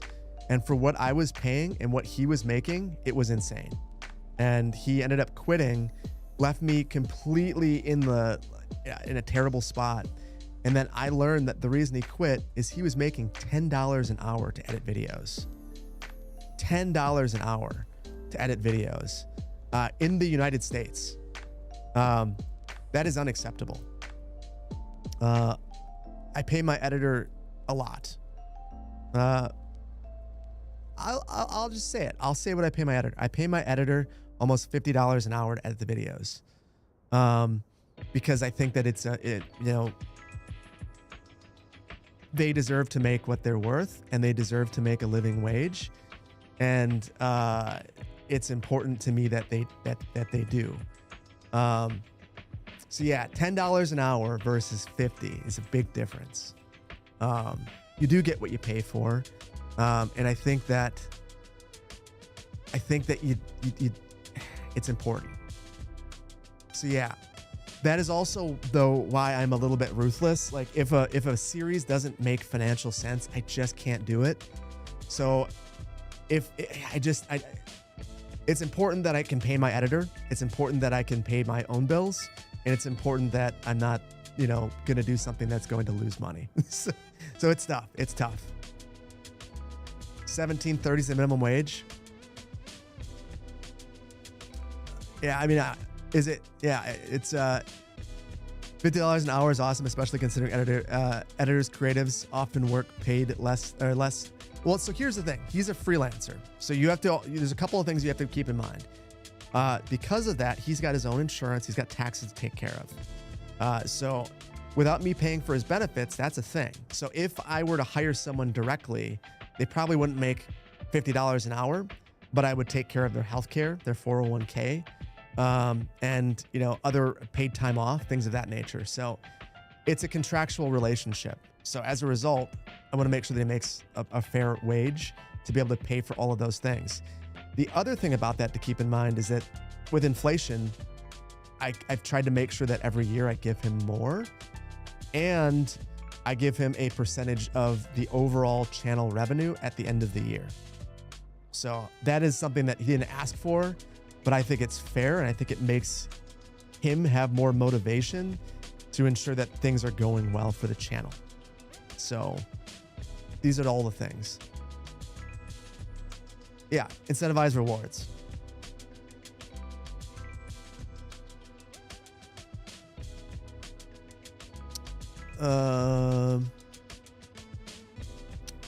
Based employer. Well, I feel like if you've worked a job where you've had kind of a crappy situation and you have the ability to do it yourself, you should treat people the way that you would like to be treated. So that is what I've tried to do. So, yeah, we'll see. I don't think I'm the best employer ever. I think I try my best. And there are always ways that I could do better. I did not always. I mean, I went with an editor that made $10 an hour. Like, do you know how I feel about that? I'm disgusted. Like, I feel terrible about that. But also, I didn't know that that's what they were making. That's also why I decided not to go with one of those companies. So yeah. Hi from LA. Hello. Minimum wage here is $7.25, but they're considering raising it to $20. Minimum wage, I think in Wisconsin, I think it's $5.25 an hour. It's minimum wage isn't really that though. I mean, it's crazy. You'd never be a billionaire, Phil, paying people what they are worth and treating them as humans. I don't understand why billionaires are a thing, if I'm just being honest with you. I don't understand that kind of resource hoarding. So I don't really get it. I don't think I'd be a billionaire because of that. Because I just don't think I would want to be. Thoughts on New Jersey? I've never been there, but I saw it across the water. It seemed fine. Freelancer is not an employee. Just hire another business because they need to make their own costs. Yeah, freelancing is not an employee. When I went to find an editor, so my strong preference when I was finding an editor was that I would find someone local. I really wanted someone local. I still would love to work with someone. I'd love to have someone that could hold the camera when I need that to be a thing. I'd love someone to bounce ideas off from. I would love, like, my ideal someday. I want someone, I get game keys every single day. I want someone who could edit videos, work on thumbnails, and then in the meantime, when there's no editing project, look at some of those game keys I get, throw them in the shared library, and let me know which ones they think I should check out, and feature on the channel. I think that'd be super cool. I'm not there. I don't know if I will ever get there, and things are going well with my editor, so I'm not gonna do anything rash. So it's tough. we get a zoom out of the area? Yeah. So this is my old neighborhood. I would have lived like right here, approximately. And my grandparents would have been right here. So I used to walk. I would go in the alley. I'd bike down the alley and go to their house. Funny thing that I learned is that my first boss, and actually these homes are way too big now that I look at it, way too big. These lots are too big. My first boss at Wisdot lived in Merrill next to my grandparents, and I went to elementary school with his daughter. And we teased this out over breakfast one day, and we're like, oh, you know, 2 Merrill guys working at Wisdot together. How crazy is that? And then I go, yeah, it wouldn't be crazy if we were neighbors. And he's like, yeah, that would be crazy. And he's like, but you didn't, you know, I lived on Liberty Street. And I was like, oh, my grandparents lived on Liberty Street. And he goes, huh? And I go, I lived on Genesee Street. Huh? And then he gave me the number, and it's like, yep, that was right next to my grandparents. I picked I picked plums out of the tree in your yard. You said it was okay. Super random. So yeah. Start to train my kids to edit. They've already asked. They've like my oldest daughter's asked to edit for me, and I've declined. Kids should be kids. I had to work as a kid to pay for activities, and I just don't want them to have to do that. Good luck on building out my new space. Look forward to watching the next video on the channel. You're building a detached garage where that would be your work from home space. The office in your basement is in your basement right now, so you're looking forward to having windows. So Blind City Builder, it's funny you say that. I'm actually, I have windows right now, and in my new office space, I got ridiculed for turning the potential future editor space into a fishbowl because I thought it'd be nice for them to have a window. So my new space doesn't have windows specifically because I want to be able to control lighting. So like before stream, I have blackout curtains that I pull, and then I have my key lights right there that provide all the lights, my key and my filler light. My new office, I'm gonna have Vary poles going all the way around, and I have a plug-in in the ceiling, and all the lighting will be able to be moved on there. So it's pitch black. It'll be pitch black as a result of that. All the lighting will be artificial. So it's gonna be an interesting change. I'm going the exact opposite direction, basically. But that's okay. Maybe I will go sit in the editor space when I edit videos so that I can see light. That'll be my solution.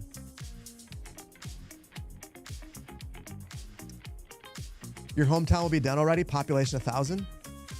I mean, Merrill's only 10, 11. So we're a tenth of the way there. Editing personal YouTube videos full-time is already a full-time pain. There's no way professional YouTube videos would be much fun for a kid. Yes. Yeah. I am incredibly particular. I don't think I would be a fun boss for a child. I do not think my child would like working with me.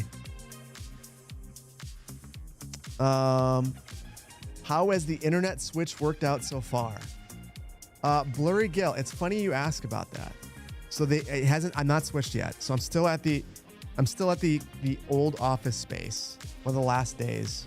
I actually submitted my list of grievances. Maybe I'll leave a Festivus poll in this place as I leave. I am breaking lease, so this has been a fun experience. Technically, it is considered, what is it?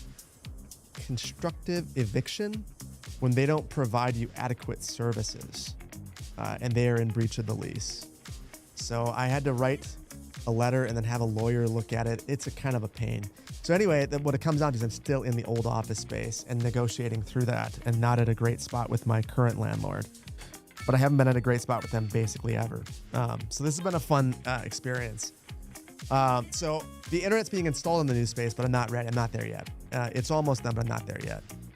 Yeah, no, my list of grievances was long and not exciting.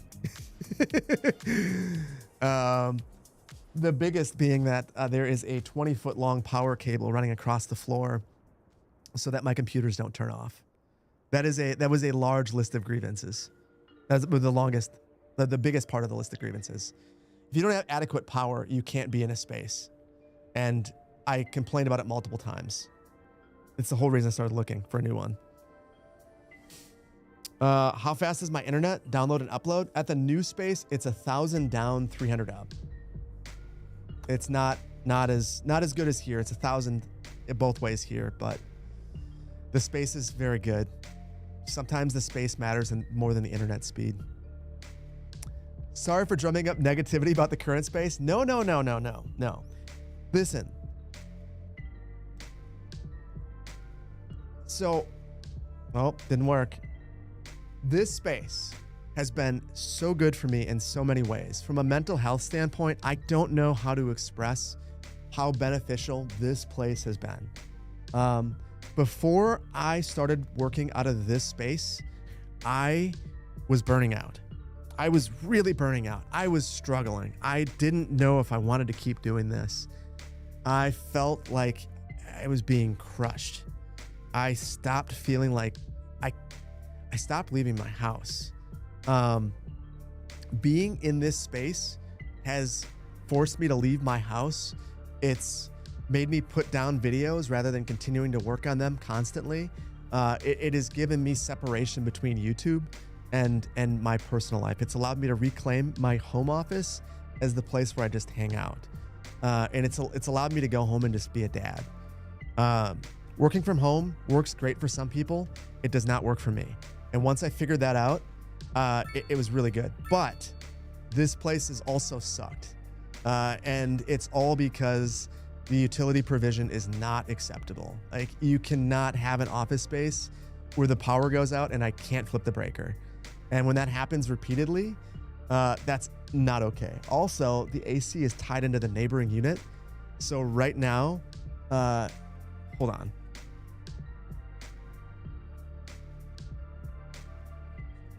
Right now it's 73 Fahrenheit. By the end of the stream, it will get to 77 Fahrenheit. And the temperature will keep going up because it's blowing half of the cold air into the neighboring suite. They get cold and they turn on the space heater. So then my power goes out. So it's just a mess. Like, those are the sorts of building defects that make it a space unacceptable to work in. So that's why I can't be here. Yeah, it's not good. It's not good. And the heating stuff was like last summer. Hold on. Let me so it got to routinely on the regular. I got to give this to you guys in Celsius. So the heat pump in here, heat pumps provide heat and cool air to specific areas. The heat pump was going out in my suite alone. So it was in the rest of the building, it was fine. It was 85 Fahrenheit or 29.4 Celsius every day in the heat, in the height of summer, hotter in here than it was outside. And I just couldn't work in here for weeks on end. So that is, I mean, those are the sorts of things that drove me from this place, but this was still a good experience. It was still a good experience. Yeah, ridiculously hot. It was so hot that it was like, all right, time for me to strip off these clothes and sit in here and record in shorts. It's ridiculous. Will I sue for lost income? No. I actually wrote in the letter that I wrote, I said, I don't want anything from you. I don't want anything. They also, okay, hold on. My list of grievances.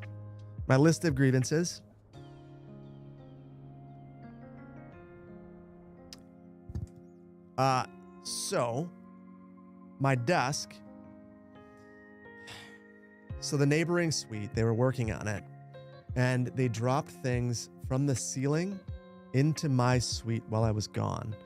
I came in and everything on my desk, everything, my teleprompter, my monitors, my computers, my Rodecaster, all of it had a layer of construction dust. And then I went to go and try to clean things up, and I scratched the top of my desk. This is the Flexi Spot desk that I got as part of the sponsorship. It got scratched basically week 2 because of a rock that fell from the ceiling, and the Rodecaster hit the rock and scraped it.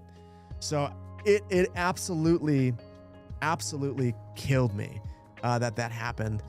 But what bothered me the most is they dropped a marker from the ceiling, and they stained my chair. So my chair has a big marker mark on it. But it probably impacted the longevity of all of my equipment. So I wrote that in the letter, my list of grievances. I wrote that one too. And I said, listen, I'm going to let all this stuff go. Just let me leave. Just let me leave, man. I just don't want to be here anymore. I'm done. Oh, the ad started. Sorry, guys. McFunnelbutt, thank you. Shared spaces. I mean, it's not a shared space. It's a shared building, but it's not a shared space. How on earth does that happen? Because they did the thing I asked for. Basically, when I moved in here, there was a drop ceiling, and the wall didn't extend all the way to the top. And they said, "Oh, we'll extend the wall all the way to the top." Cool, no problem. That's awesome. Tell me when you're doing it so that I can move my things. They didn't tell me, so it just happened. It's just a mess. Any tips for making CS2 not crash? Get Skive. Number 1 tip, get Skive. Install Skive. It'll tell you what mod is making you crash, and it'll allow you to disable your mods. I am going to Sweden. I'm actually leaving soon. Not only am I going to Sweden, I've got a whole crew of people going to Sweden. It's going to be awesome. Can't wait. Okay, now the ad's done. So back to what I was saying. Yeah, so they ended up damaging a bunch of my equipment. They ended up getting construction dust all over. They dropped things. They moved the drop ceiling. They were working above my suite without telling me. They dropped things down into it. It probably reduced, I would imagine, I don't know, I can't say this definitively, but I can't imagine that construction dust being sucked into your computer or your monitors is a good thing for them. It probably reduced probably reduced the longevity of my machines. So yeah, we'll see. You're from Sweden. You hope I like it there. I have a feeling I'm going to love it in Sweden. The real question is, can I convince my family to come home? Because they're already looking at different things. You guys, my wife is really into, is it fika that you guys do? My wife is super into that idea.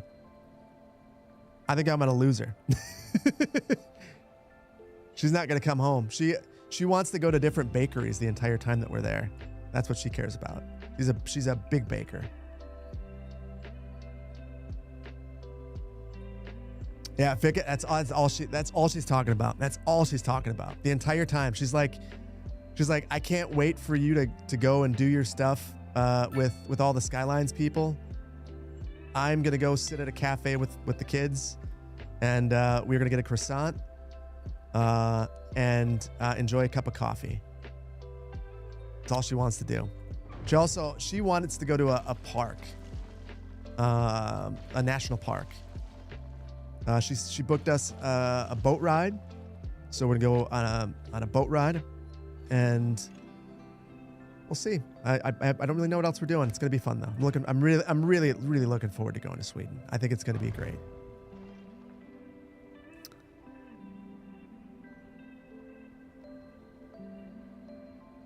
Think a Swedish word that doesn't have proper translation, like lagom, like your lagom. What? So cool you have a job where you can share experiences with family like that. I mean, so last time I brought my editor with. And my wife said that I have to take my family if I ever do one of these again. Especially when I found out that other people brought their families. So yeah, it is cool that I can do that. Also, I'm not sure that my wife would be very happy if I didn't bring her. So, sometimes you have to make the right call. The right call is inviting my wife. It'll be good. It's going to be a lot of fun. Good evening from London. Enjoying some chicken pho while you're. That sounds awesome. I need to get to London at some point.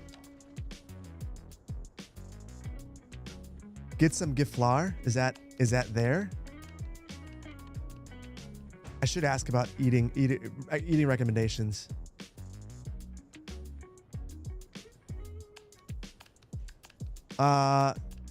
Get cannibal. Well, I'm okay. I will hold on. I'm gonna put that in my OneNote. I'll put that in my OneNote.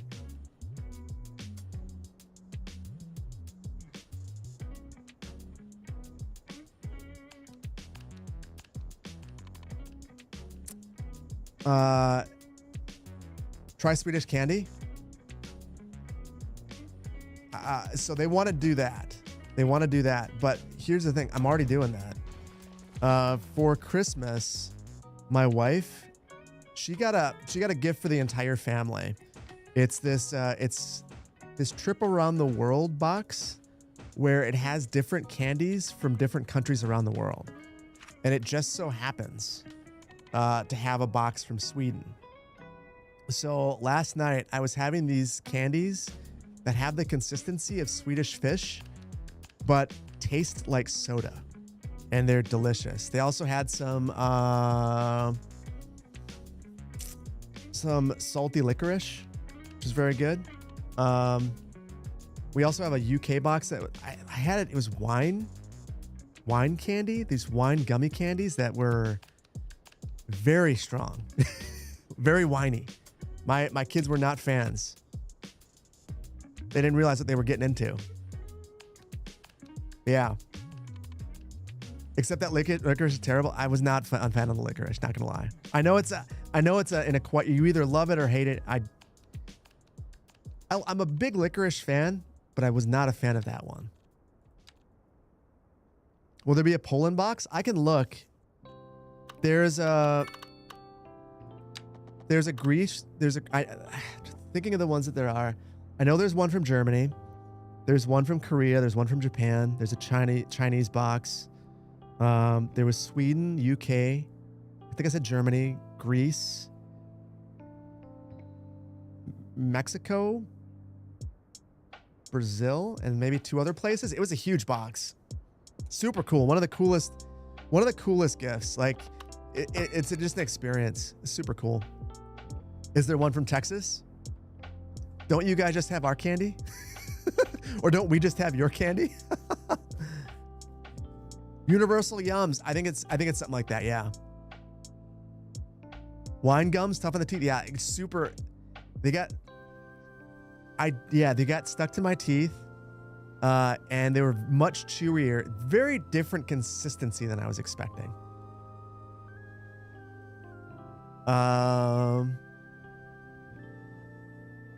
What was the one from Germany? Haven't opened it yet.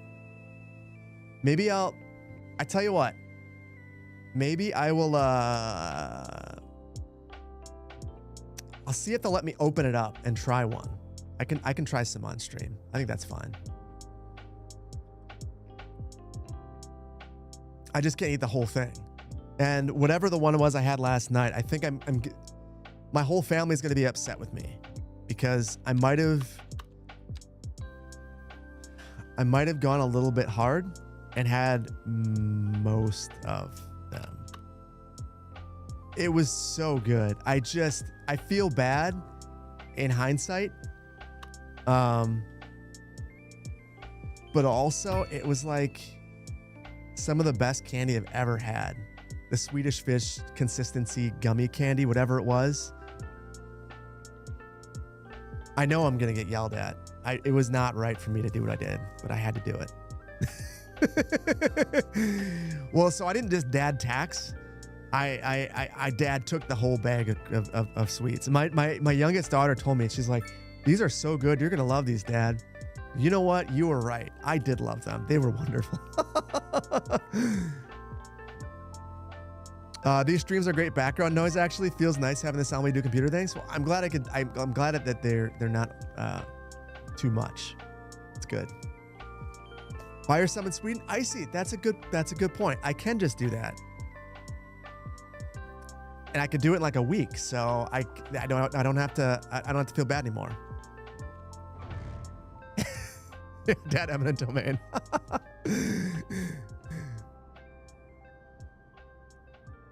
You wish there was more architecture like this church in CS2? I agree. So this isn't exactly right, but let me hold on. Let me so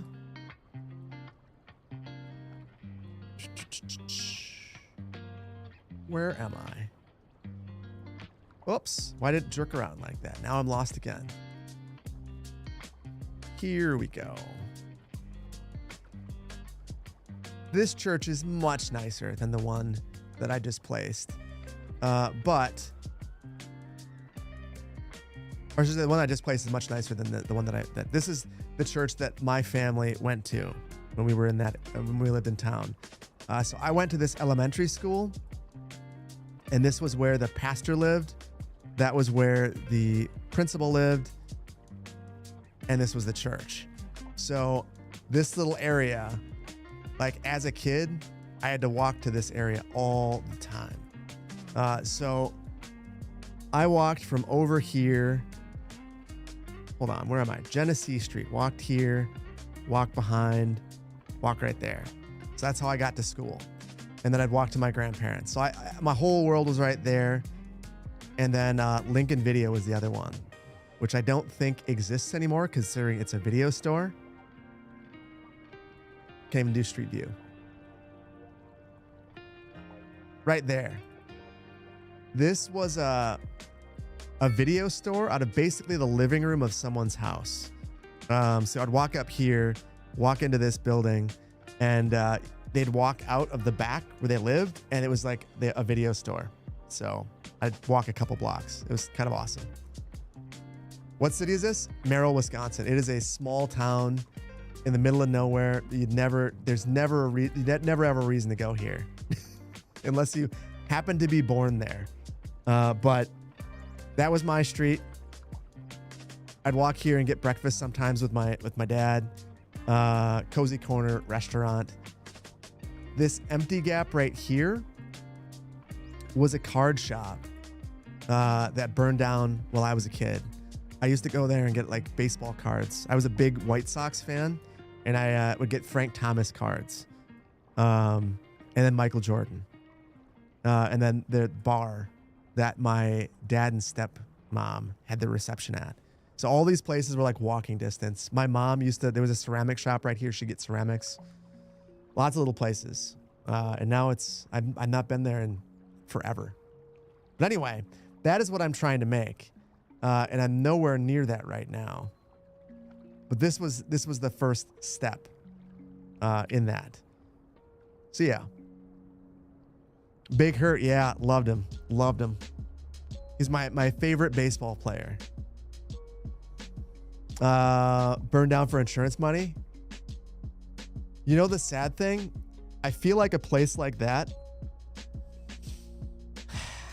I wouldn't be surprised if it didn't have insurance.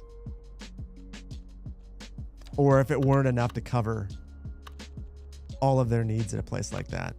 This also makes me realize that we have the alley going all the way here and homes going all the way up. There's supposed to be a commercial right here. Also, this will be a little embellishment just for me. There was a church that got converted into a creepy house. So I'll place that right there, considering that's close to where I lived. Cool.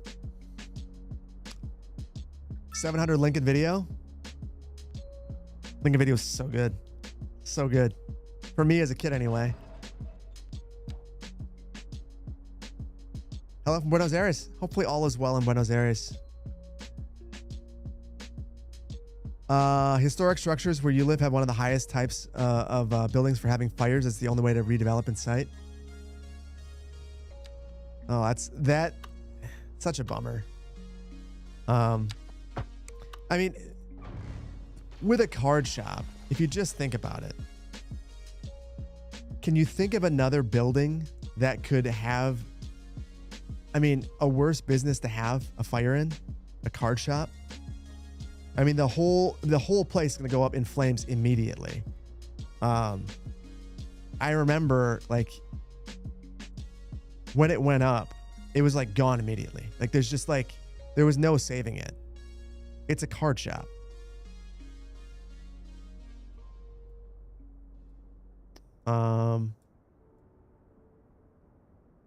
Interesting. So I was trying to figure out this block right here. So this is Genesee Street. There's actually no alley right here. Or there's an alley that ends. The alley goes to like behind the church, which honestly kind of makes sense.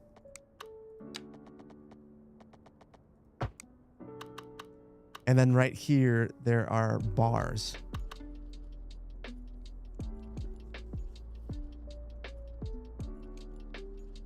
Okay, fair enough. Paper mill, origami store, gas station, fireworks. So, okay, yeah. Okay, those ones go up faster. That's fair. That's a fair point. Flour mill and the explosions. Fair enough. Your Mulligan Cup that you won not long ago is almost here. You can't wait. That's awesome. Gary got that for you, I think. So that's appreciate Gary for doing that. How many citizens? Do I know how many citizens there were? Do you mean in this place, or in the town itself, the real town? The real town is like 10,000, 11,000.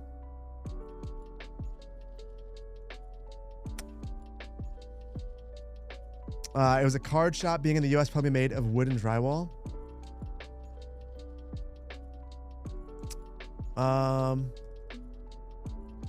It was an older building. It was probably my guess. Having worked on my grandparents' house, built around the same vintage in this area, it was wood with plaster over the top.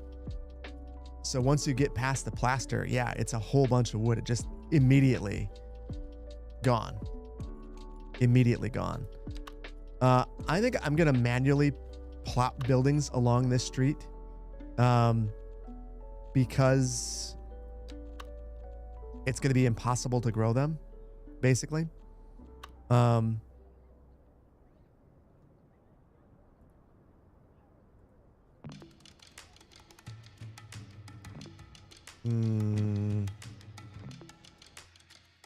Look at me for a second.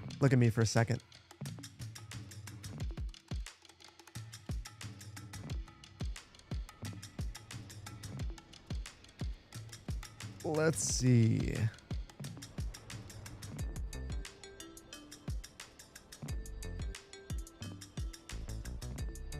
Back to here.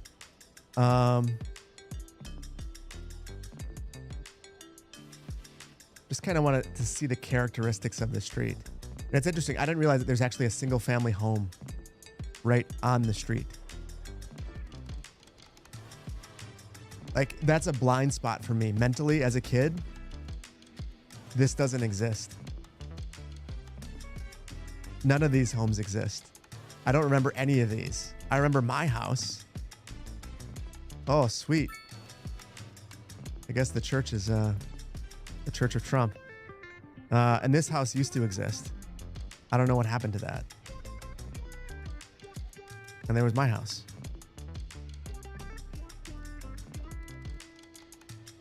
This looks totally different. Crazy. Absolutely crazy. Totally different than I remember it. Yeah.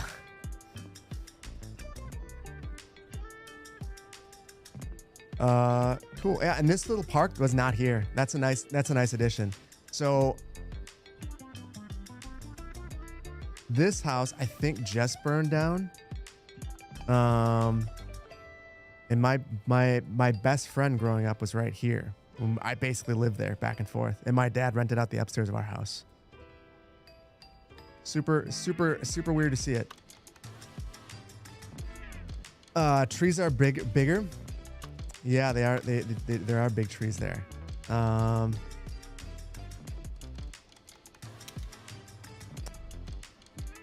mean, that is one of the things about a historic neighborhood. Bigger trees. There actually used to be a tree right here. My dad cut it down because it started falling on the house.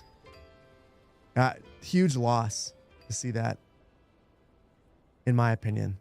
I remember when he started cutting it down. It's like, oh man, such a beautiful. I had like a tree house that I was working on.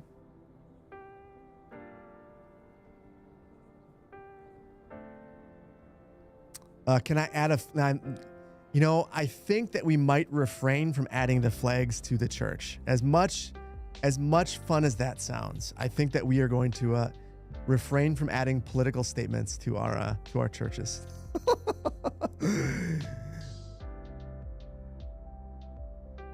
Probably a good idea. Yeah, I think it's so tempting. It is so tempting, but also no.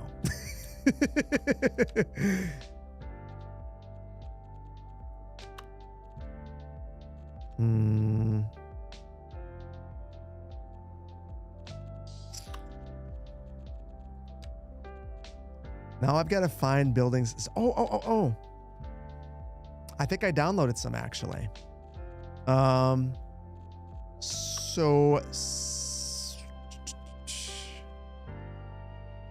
Did I add them?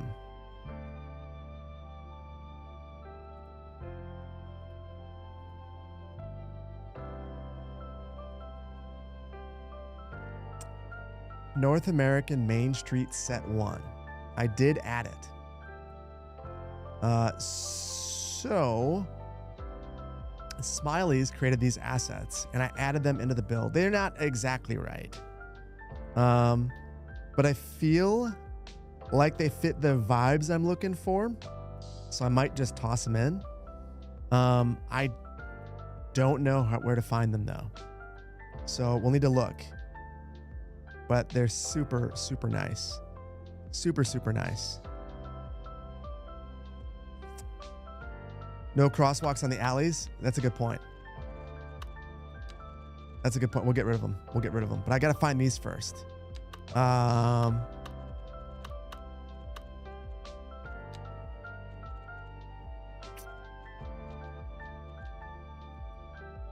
do I even narrow to these?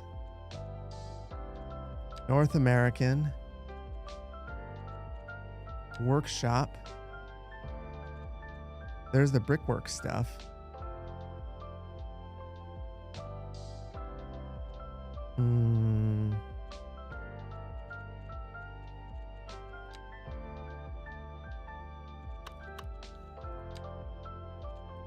There it is.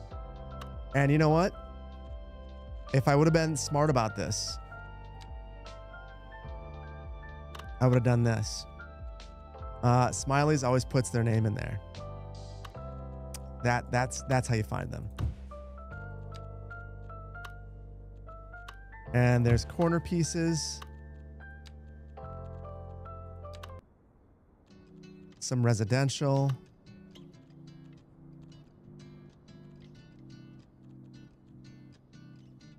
Okay. I can work with these. Those are nice. Then we'll put a pub in the corner right here instead of the cozy corner place. And then it looks like we need to add an alley in the back, which will actually work really well. because we need parking right there. Search Smileys, yeah. When was the tree cut down? I mean, listen, man, I lived there probably 27 years ago. It's been a minute. Lenny. Thank you for the gifted subs. Super generous of you. Thank you for all the support. Totally not lurking. Thank you for the prime. Picana, thank you for the 1 year. Picana for the prime. Appreciate you. Mavasaur, thank you for the prime. Dr. Beekman, thank you for the prime. Or for the 6 months of tier 1. Blurry, thank you for 4 months of tier 1. Apollo, thank you for becoming an associate planner on YouTube. For 18 months.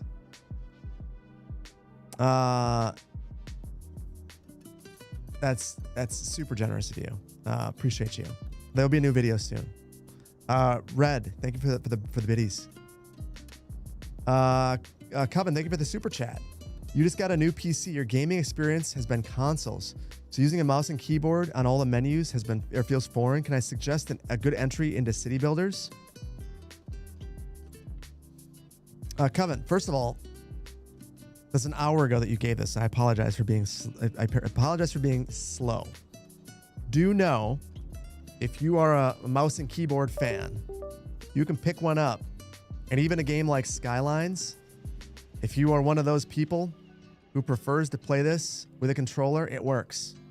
So get yourself a controller. If you're a controller fan, get yourself a controller and play with your controller. Steam allows it.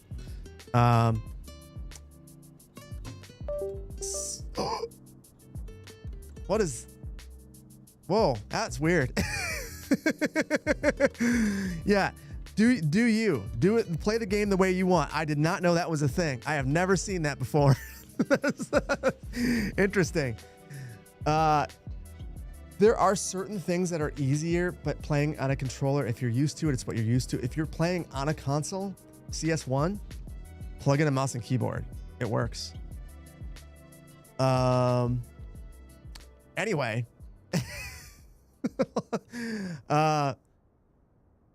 Yeah, Steam allows it crash. If you are playing on a PC and you don't mind town builders, I cannot recommend Town to City enough. I absolutely adore Town to City. I think it's so fun. Furthest Frontier is also a lot of fun. It's a game that you would not have been exposed to. You could even go for an older game like Banished. I think Town to City is the one that I'd go for, though. Town to City is such a charming game. You can get lost in it for hours. It's so fun.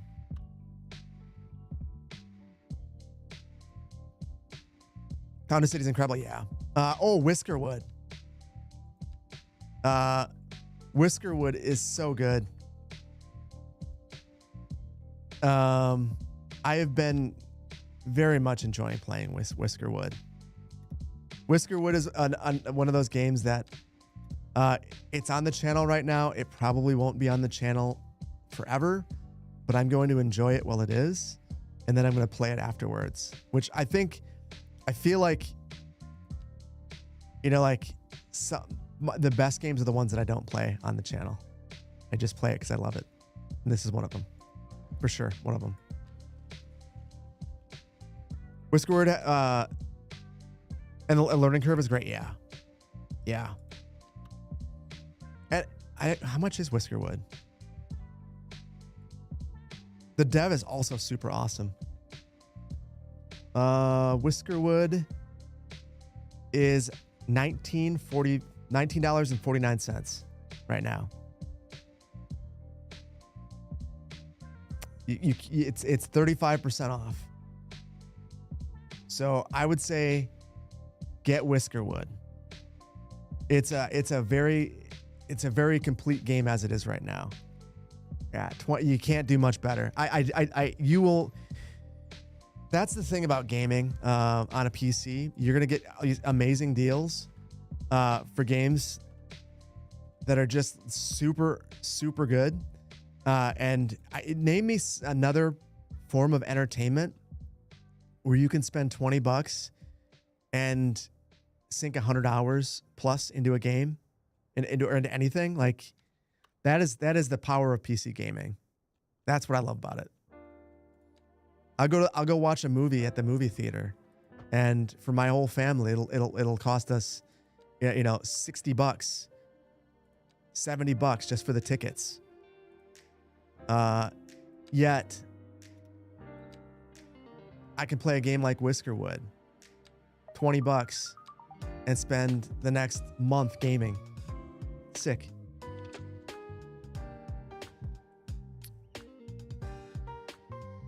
Ticket prices at the movie theater have gotten out of hand, to be fair. They have. I mean, but is it any worse than anything else? I don't know. A lot of stuff's gotten out of hand. I feel like at least the movie theater that I go to, this isn't an excuse for them having super expensive prices, but it is an experience. Like they have a whole brewery, and like at least I go there and it feels like it's about more than just, it's not just going to a movie. It's also like getting a nice meal and enjoying the experience of being there. So I'll give them that.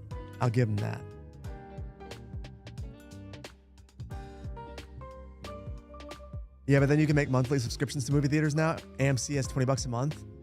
Okay, but didn't they do that in the past? Wasn't it Movie Pass? And it was a totally, like the whole thing wasn't viable from a financial standpoint. And it ended up, the company went out of business because they were subsidizing people to go to the movies.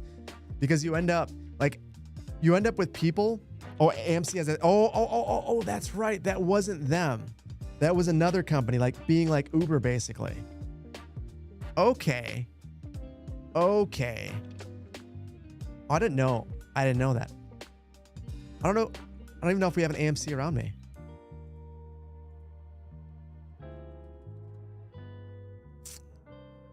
Fitchburg.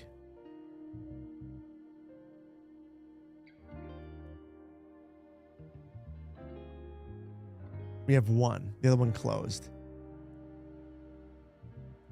So yeah.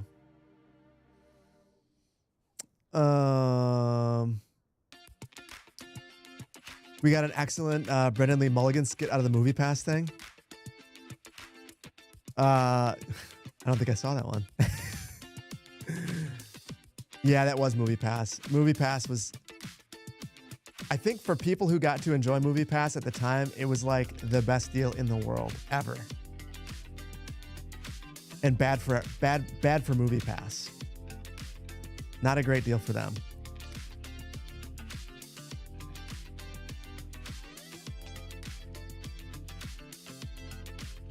You enjoy Marcus theaters? Yeah, we have Marcus. We have Marcus where I am. Marcus and Flicks, which there aren't many Flicks. Like I think the other place where there's a Flicks is like Phoenix. I don't know why Madison and Phoenix have this niche movie theater, but it's amazing.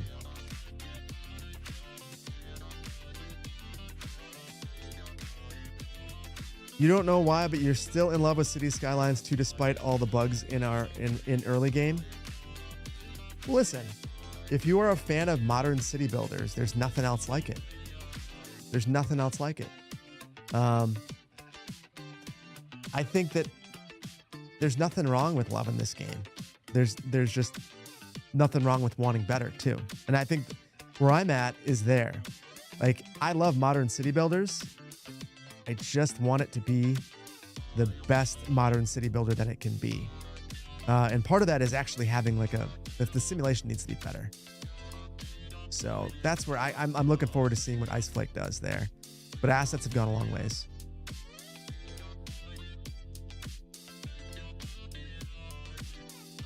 Indy has a Flicks?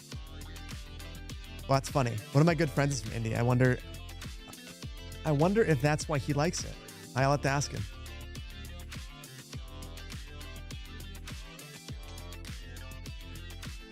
If I get a chance, search the CEO series on YouTube. It's on Dropout. What's that about? You wait for them to hit other places. If you know the Admiral, I think I know what you mean. You like to sail the high seas. It's funny. It feels like that wasn't a thing for the longest time. And then as streaming services have reverted back to all of their worst tendencies, or as everything has come back around to where it was pre-streaming services, it seems like that's becoming a thing again. I have not reverted back to it, but I also just basically stopped watching all TV. I watch almost 100% of my content on YouTube and Twitch at this point. I just don't even care anymore. I don't need to sail the high seas if I'm just gonna watch everything on YouTube. The FBI once called you because you were unknowing seedingly the movie Ted back in the day. Oh my God. Couldn't you just like, if you're gonna do that, it has to be a better movie. I mean, come on, did you at least tell them that? Like, if you were gonna do it, it was gonna be don't get me for that one. Get me for a better movie. That's so sad. You watch the History Channel when you sleep? I try not to watch things when I sleep. Yeah, Ted 2 was not a good movie.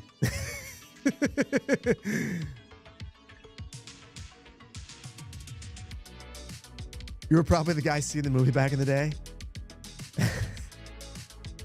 Well, it's a good thing they got to you to make you stop. They did a good thing. And the Wahlbergs are very happy now.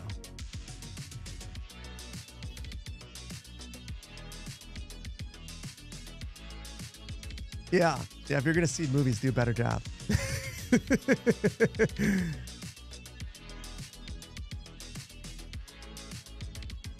They weren't worried about copyright. Getting you to stop was a humanitarian move. Vainglorious gets it.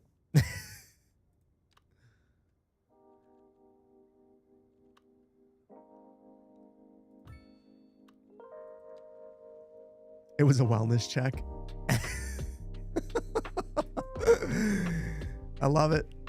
I love it. This is going to be a much nicer block than the one I grew up on. That's okay.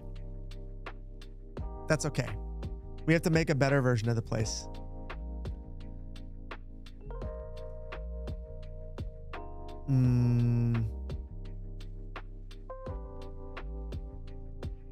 You only see Casablanca and Citizen Kane? I think I might have downloaded those at one point. I was like, I'm going to be cultured. I'm going to be a cultured soul who knows all of the classics. And, that's how you do it.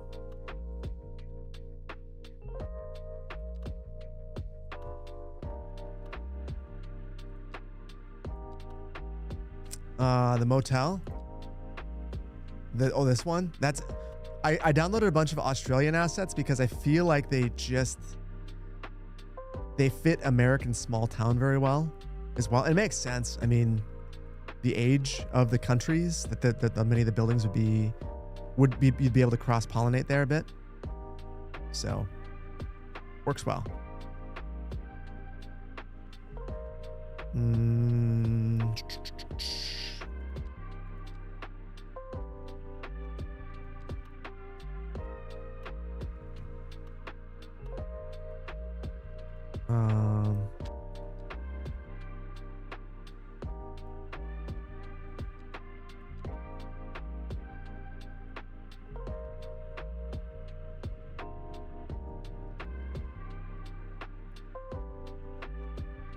There we go. This will do the trick. We'll just need to adjust the buildings. I want to make sure that especially on historic buildings like this, on historic blocks, you would expect the setback to be the same for all of these. And I feel like that is an important part of the vibe setting that you'd see right here. And then this is a furniture store, and it kind of comes around here and follows this street. So I'm going to do something very similar. This street I knew very well. Because my mom bought a sofa right here, and it was the first sofa that I had when I had my own place. And then my step-grandma worked right here at a bakery. And my grandma moved right here eventually to an apartment. So lots of little things.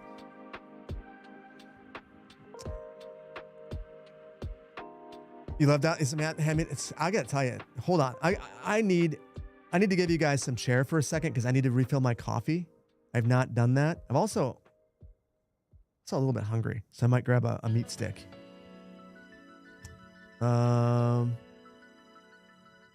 So give me 1 second. I'm gonna give you like 2 seconds of chair.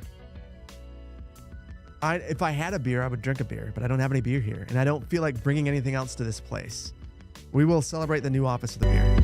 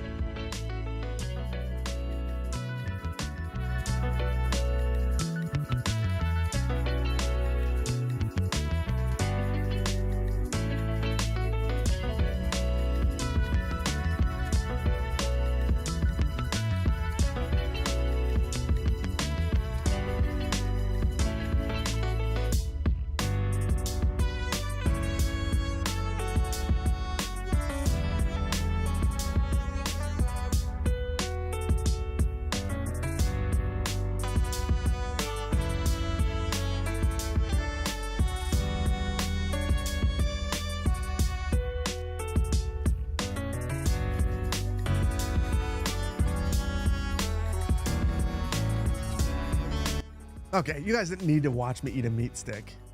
Blurry meat stick is better. Can you believe we haven't had a poll in 2 hours? Good afternoon from Maine. Hopefully all's well. Hey, Ravencore, good to see you. Good to see you. Sorry the music was so loud. I don't know what happened there.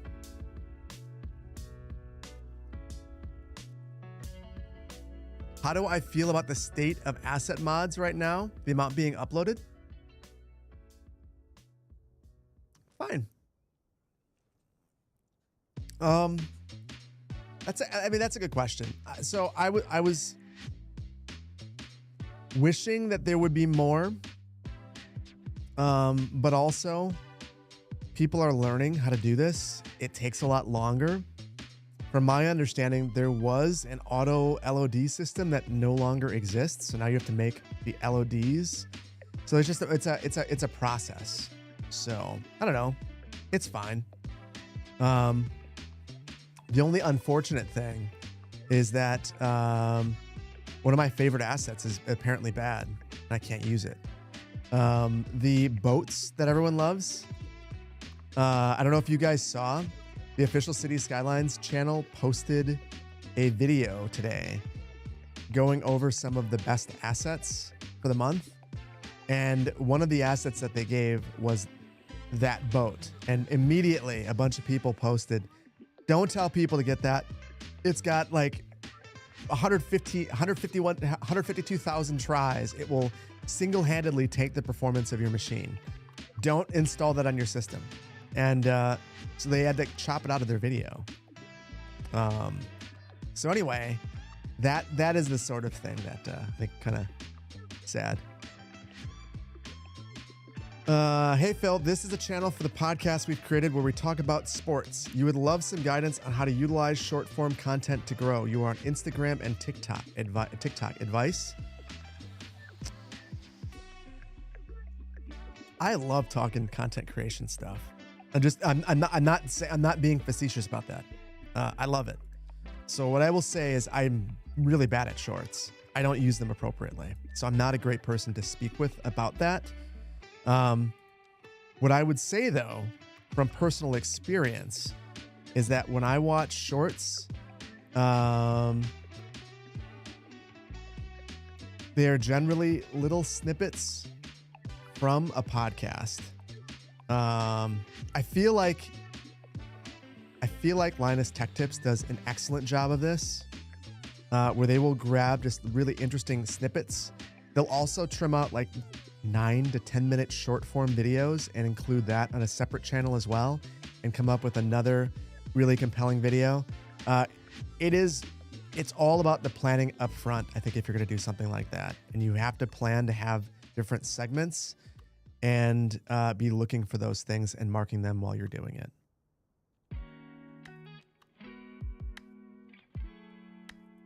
That's probably the best advice I can give you.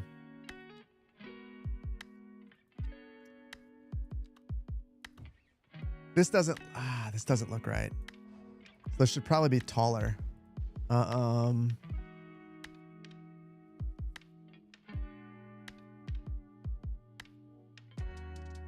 LTT mentioned they have a great podcast. Yeah. It's been a little while since I've been able to watch it, but generally every Friday I watch the WAN show. It is my favorite podcast, without a doubt. It's my favorite one. But life gets in the way. Life has been in the way. Although life's been really good, so I'm not complaining.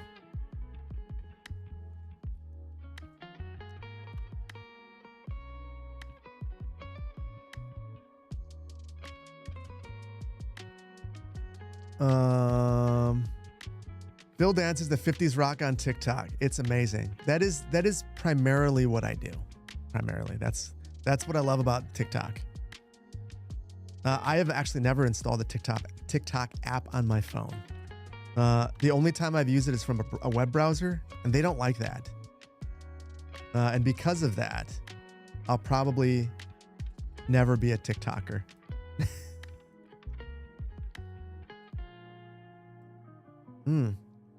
This block is another blind spot to me.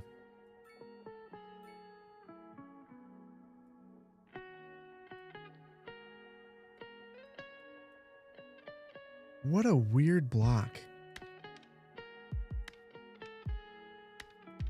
So this was an elementary school that it's now an apartment building. And apparently storage. When I was a kid, this was just like I'd go play basketball here and the school was still operational. It wasn't whatever this is. But a random like garage, whatever this random building is, so weird. And then my guess is this is a warehouse. So that's industrial. Then a home. I think this is a bar. And then these are former warehouse buildings. So weird. When you actually look at what these buildings are. Huh. What's my advice for long form content?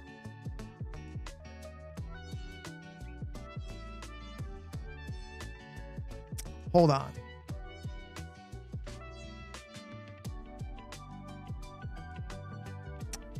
Okay, Ravencore.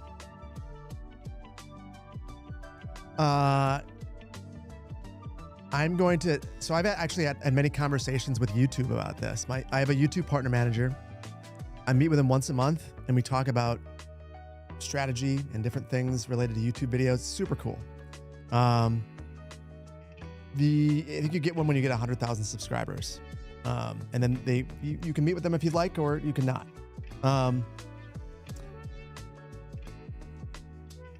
Thumbnails are hard. Some people are exceptionally good at thumbnails and titles, and it's frustrating. There have been videos where I think the video is great and I can't think of a good thumbnail for it, and as a result, the video doesn't do well. And there's just nothing you can do if you can't think of a good thumbnail and title. And then there are other videos where I think the video is not that great, or it's fine, but I don't think it's an exceptional video. It's just kind of a standard video, and the thumbnail is it just hits, and all of a sudden the video just like way overperforms, and I don't understand why. I've had a number of those where I baffled. Biggest piece of advice I would give that I'm still learning, I think. Hold on.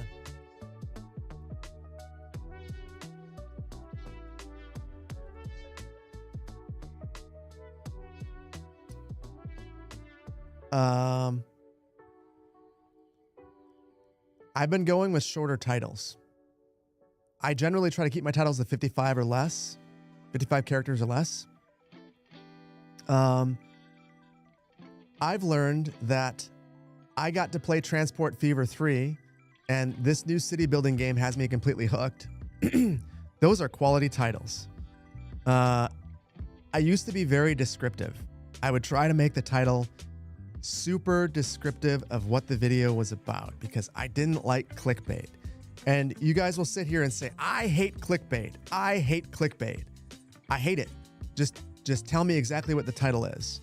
However, let's find some examples.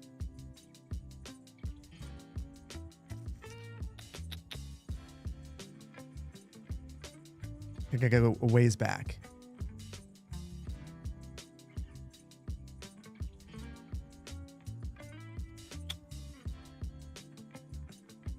Building one of the most unique parks I've ever built in city skylines. That's a terrible title. That is not a good title. The thumbnail is trash. I can't tell what's on there. Not only that, I answer the question in the thumbnail.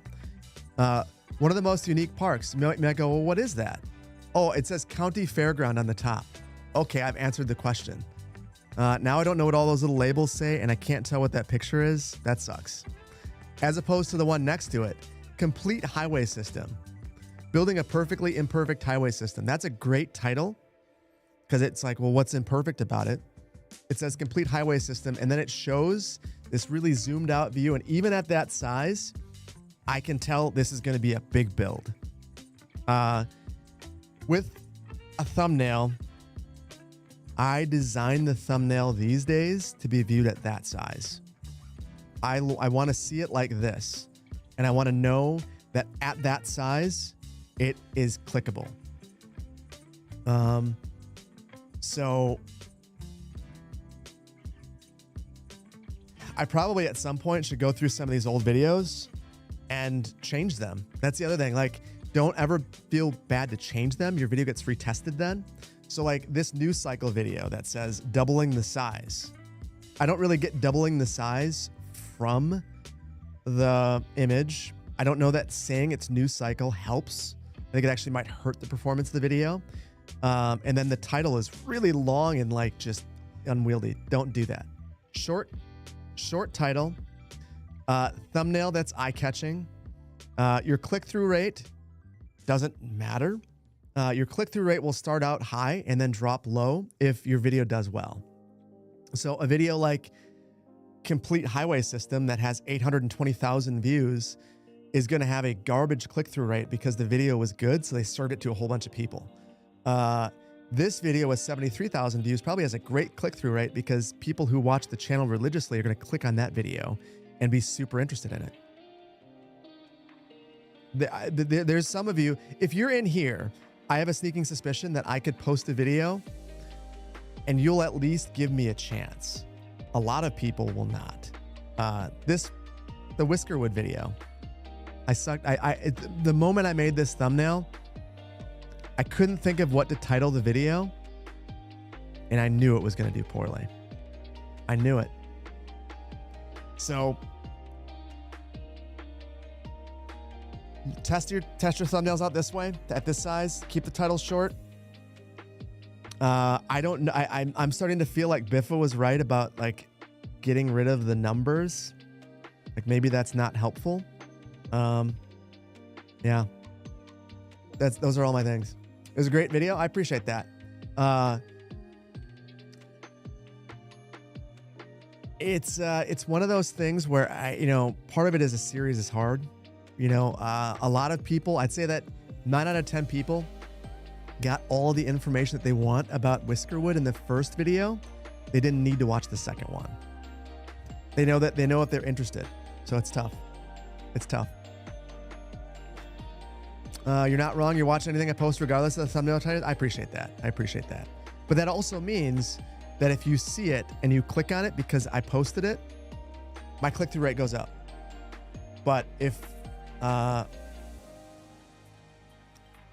it might not give the right signal to YouTube. So it's tough. I think the biggest piece of advice with thumbnails would just be to never stop improving at it and keep working at it. Your thumbnail is the only impression that many people are going to get at your video. Okay. Tiptoe. Here, this is a conversation. The numbers are a conversation that I've had with one of my favorite content creators for, this feels weird to say, a half a decade at this point. I've had this conversation with him. Biffa. Biffa is anti-number. And in fact, hold on.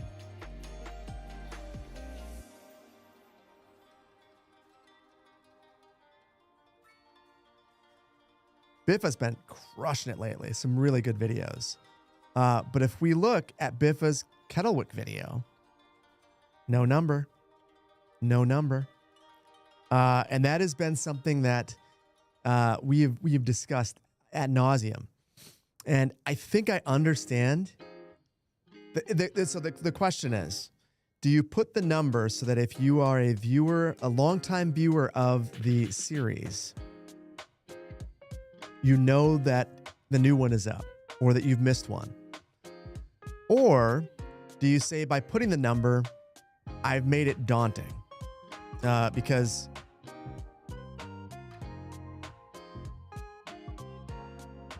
I'm on Segunda Beach 20. I'm on Magnolia County 60B. What in the hell is 60B? I've missed 59 episodes and all the B episodes. Oh, I couldn't possibly watch this video. It doesn't make any sense to watch this video. However, if I get rid of 60B and then you click into it and I tell you what's happened and it's a self-contained video, is that smarter? That's the real question. So Biffa has said and has been adamant the entire time that I've known him that that number is not helpful. It's helpful to someone watching the series, but as long as you are smart with your playlists, you could also just look at that. I have tested this. The YouTuber tests. Town to city, I didn't put the number. No one said anything. So I don't know. I'm torn. I'm super torn. The number lets you know if you missed one. Sure, but will you look anyway? I'm torn. Biffa is correct in your opinion? I think Biffa might be right. People who care about to know the number will go to the main page and look for the playlist, yeah. But, okay, Vainglorious, can I get a poll?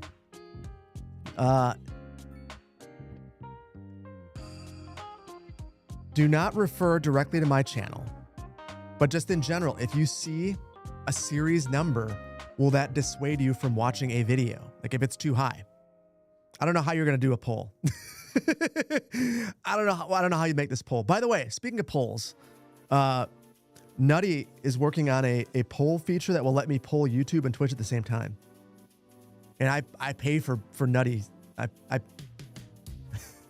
that's gonna get clipped. I pay. Nutty makes so many cool things that I am a subscriber to his Patreon, and I'll put that in immediately. Yeah, Nutty's amazing. Yeah, I pay for Nutty.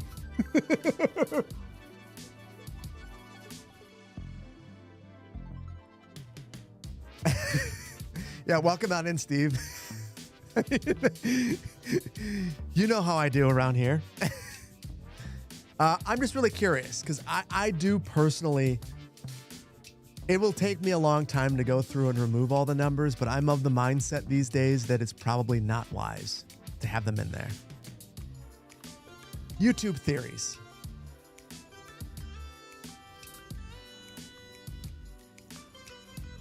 Then 60 episodes of 2+ hour videos might put you off. Oh, I'm curious now.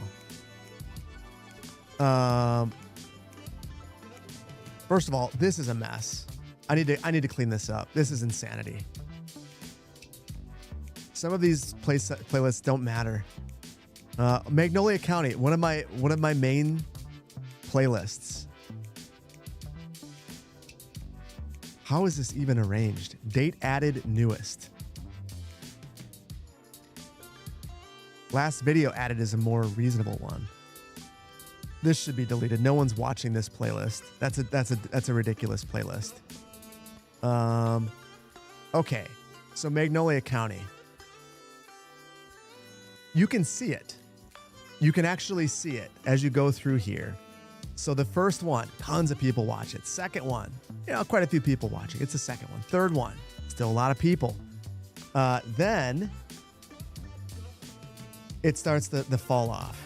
And as you get further away from that first one, now granted, it's been a while, but this is a brand new city and it's episode 12 and it gets dramatically less views than the first one. And I think that if the title of this one would have just been a brand new island city, this one gets the same number of views as this one. I feel like the 12 destroyed this video. That is what I think happened. That's a great number of views. I'm not complaining at all. That's amazing. But I think that it also hurts it. If that makes sense. Whatever works, you want them, it dissuades you. Try it out. I will. I'm gonna try it out. I'm not sure what I'm gonna try it out on. 49% says they want it to stay.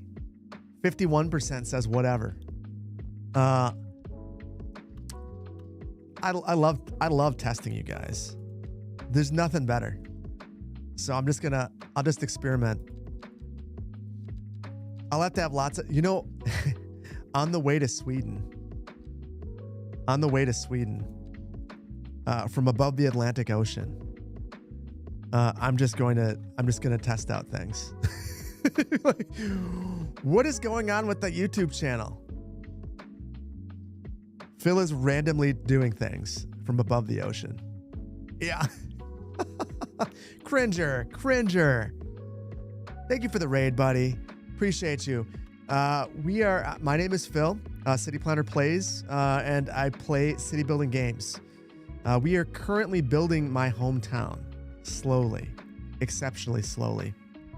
We're also just talking about content creation, because oftentimes we just end up hanging out here and just try to have chill vibes on a Friday while we drink something. And my thing of choice today, my thing I brewed is Dunkin' Donuts coffee. So, welcome on in, Raiders. Thank you for being here. And Cringer, good to see you, buddy. How you doing? How was stream? How you doing? You have a short key wall video with thousands of views. You swear it's because it was about something related to civil engineering that had nothing to do with city skylines. You might not be wrong there. Oh yeah. Also, I had a meat stick because meat sticks are delicious. Greetings from Middleton. The weather out here is exceptional today. 55 degrees. I'm not mistaken. I gotta get outside before it gets cold. David, thank you for the resub. Appreciate you, buddy.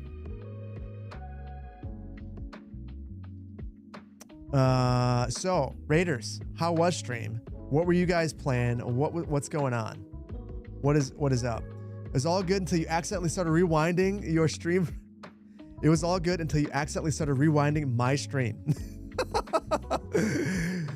I don't know if I had the most thrilling last little bit to jump into. Like if you just joined and you watched me ranting about titles of videos, I don't know that that's a good thing.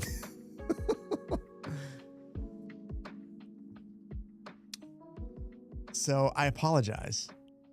Lone Bear, how goes it? It's going well. It's going well. It's going slow. We have built.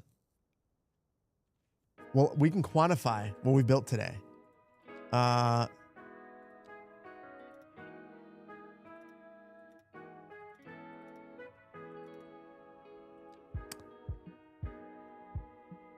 that's depressing.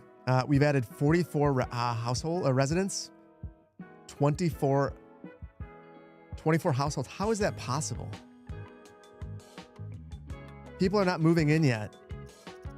That's super depressing. We've added nothing. We also added a Walmart. That's all that we've done. Gary, thank you for the gifted subs, dude. Super generous of you. Super generous of you. Yeah, we can count all the buildings that we built today on two hands and our feet. That's it. That's the way that I stream. Like welcome to stream. If you're wondering how much we get done here, not a lot. This is stream 6 of this, and this has been the least successful.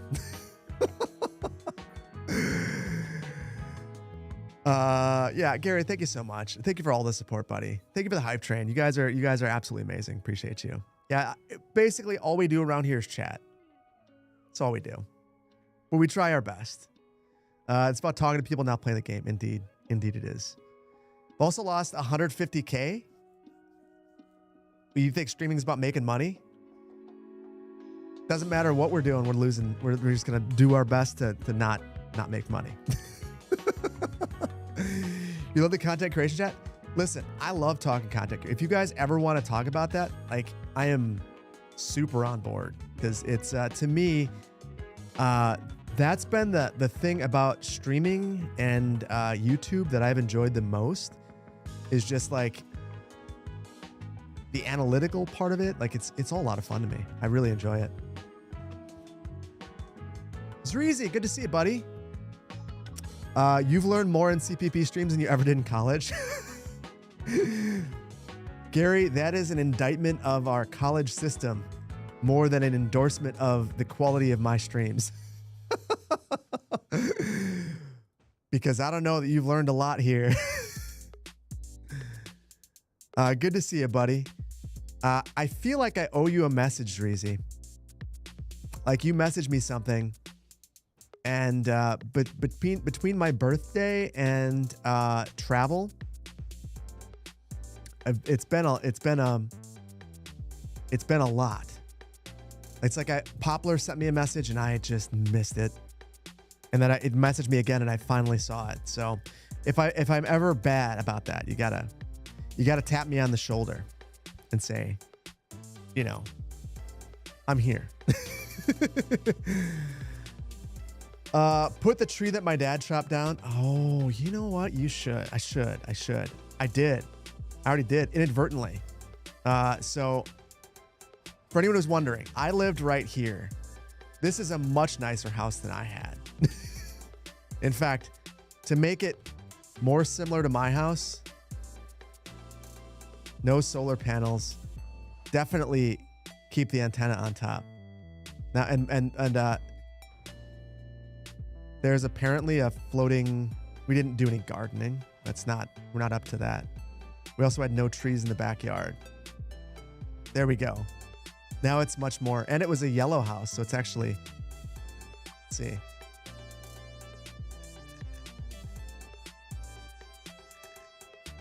There we go. It's a much different color, but good enough. Good enough. I had satellite. No. Satellite. You know, we had, when I lived here, I think we had cable for a while with those gangster old boxes that had the number on the front. But we mostly had antenna. When I lived at this house, okay, I'm going to date myself. When I lived at this house, we had a Commodore 64 that we picked up from the Goodwill. And we got a whole bunch of magazines that taught you how to code for the Commodore 64. And I just sat there and I coded tic-tac-toe. It took me like days. And then that was what I would do for fun. So that too was your first computer? It's an experience. I was very experienced. Much experience. Great times. Picked up a lot of old games from Goodwill and Rose's Discount Store. So we had Helping Hands, 5 and Dime over here. Maybe I'll add that. Gravestone store right here. Like a place to buy headstone, and then you could go and get like, I don't know, used stuff right there. Commodore 64 was great for kids. So many, like, it was a good experience.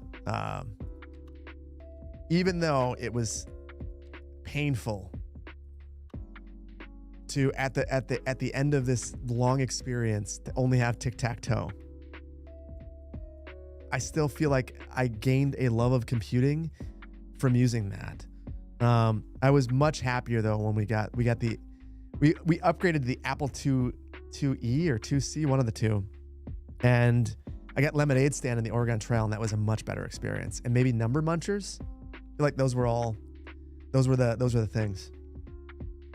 Oh, guys, we got a hype chest. Thank you guys again. Super appreciative of the hype train. You guys are super generous. Appreciate all the support.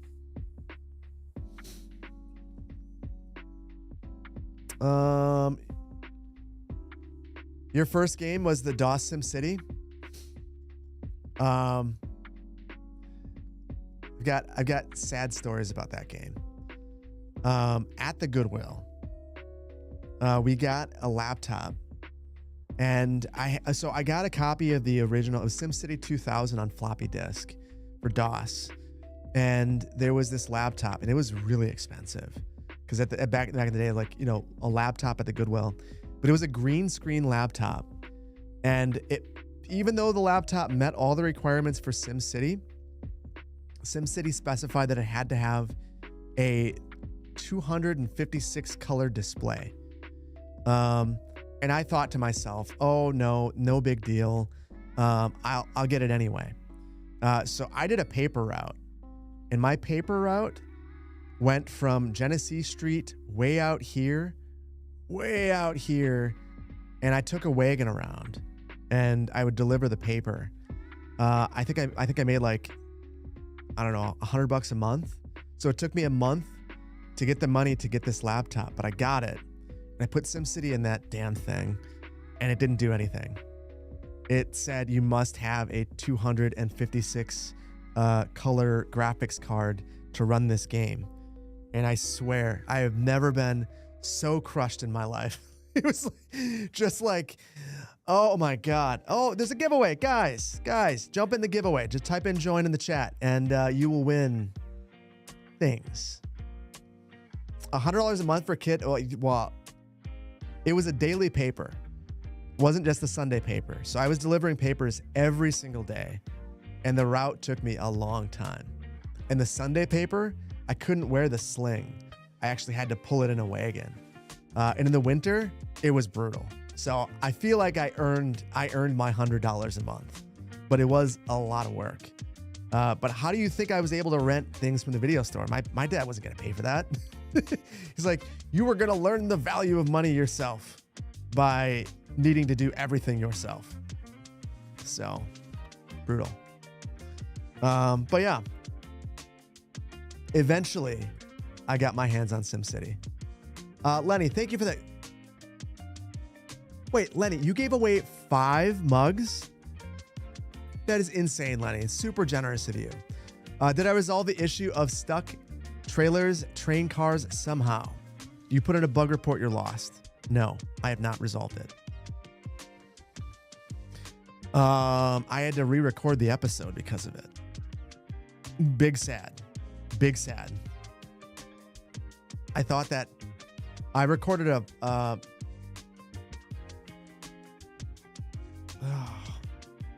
so Saguna Beach 51 is, or 21 is done. It's going to be super polarizing. You're either going to love or hate it. Some of you are going to be like appalled by what I've done. Absolutely appalled. Some of you are going to think, oh my goodness, he's finally doing it. He's going to finally make this a city. And then I'm going to disappoint some of you afterwards. But I started recording 22 because I want to have some videos done while I'm in Sweden. And basically, that stupid bug, Lenny, that stupid bug caused me to think I wasn't fixing the traffic jam, and I had. So I am deeply bitter about that bug. I am very unhappy about that bug. Much unhappiness.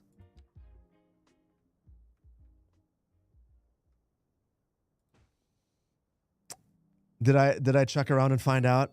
I did.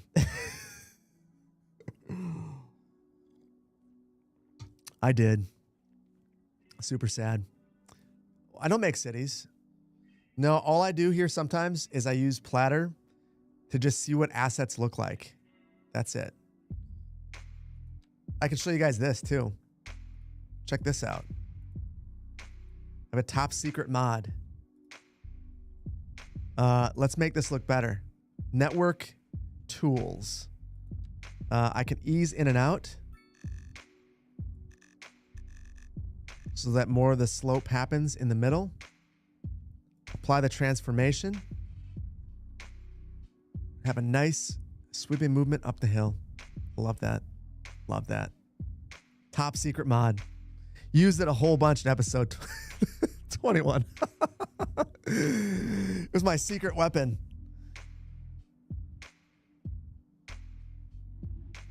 Yeah, it's good. It's very good. You just noticed, do I not wear headphones while playing? Well, I got speakers right now. I do have headphones. I don't like wearing headphones while I'm streaming because it gets warm. Also, I feel like when I'm doing this, I can't hear myself and then I yell. I don't want to yell.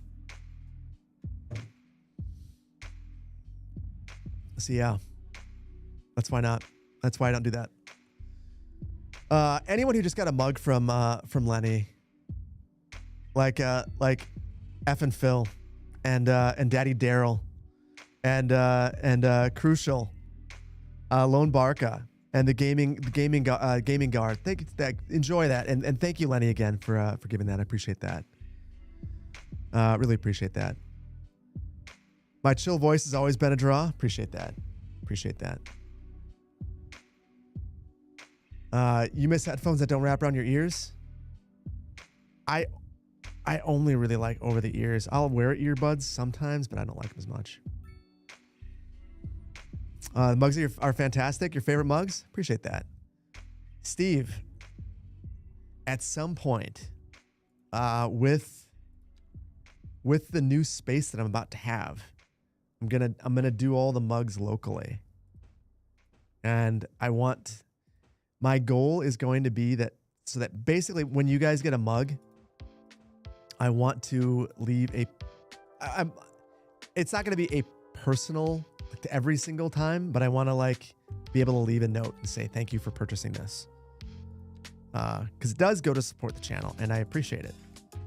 So that's going to be a goal. I don't know when I'm going to get there. I got to have someone else with me to be able to do that.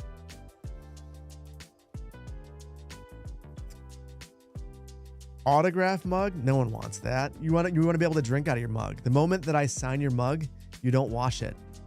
Or if you do wash it, that gets washed off and then it's sad. So I would just leave a thank you note. Like, thank you for your purchase of this mug. That would be much more impactful, I think. But I can't do anything like that right now. It's all made to order. It's good quality stuff, but not the same.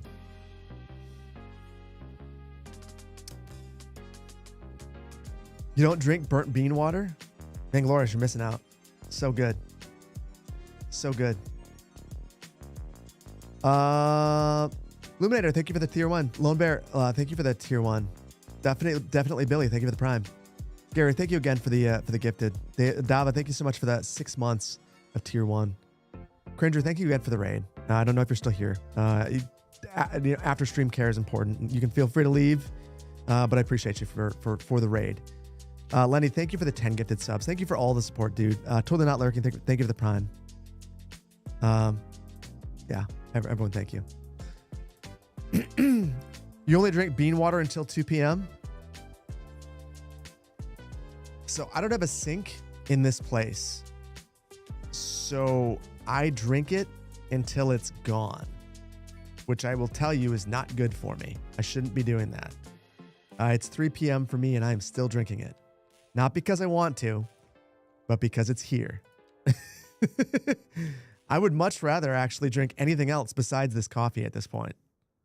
But I will keep drinking it because it's here. I mean, I have no sink. I have a kitchenette, which has a coffee pot in it, but there's no sink. I have to walk around to a water fountain to get the water for it. So if I take this somewhere, it's either a bathroom, which is kind of yucky. I don't really want to take my coffee pot into a bathroom if I can avoid it. Or I have to take an elevator down multiple floors to go wash it in a kitchen. Takes a while. Carry the water uphill both ways. That's what I do. Where do I wash my hands? In the bathroom. Oh, sorry. Restroom. Toilet room, the loo. Not really a bathroom. There's no place to take a bath.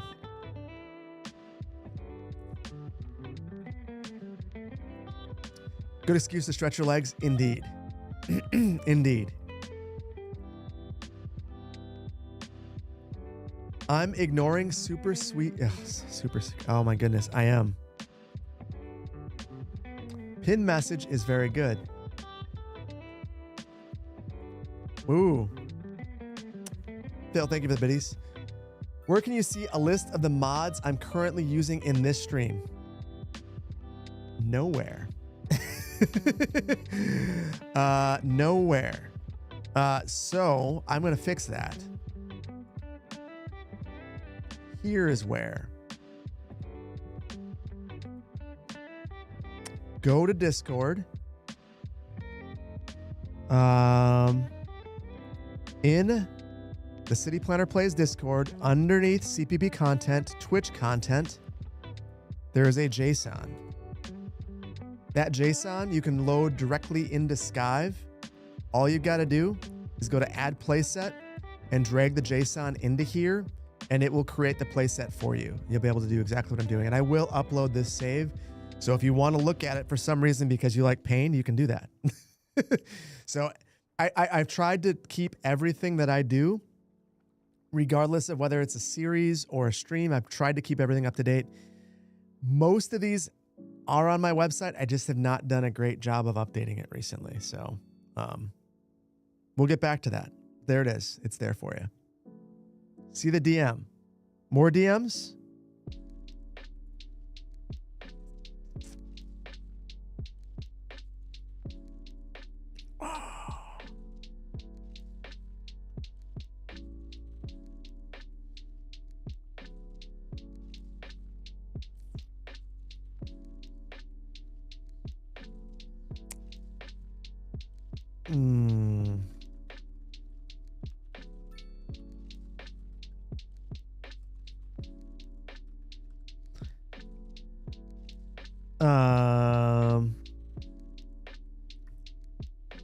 Anyway,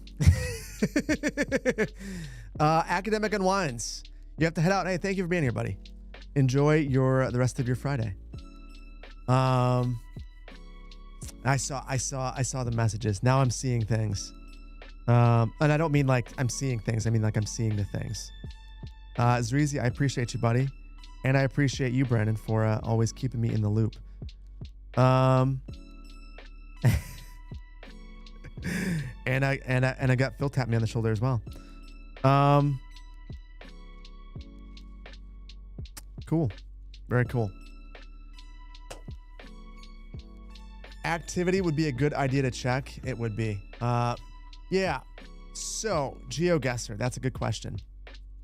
Here's what I'm going to finish. I'm going to finish this block right here.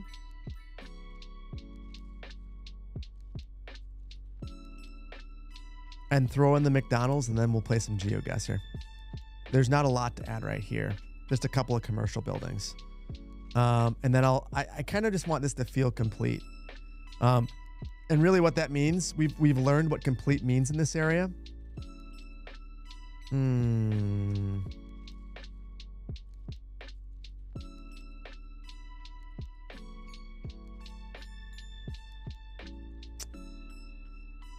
First of all, it's just a bunch of bars. So it's bar after bar after bar after bar, and gravel. Bars and gravel.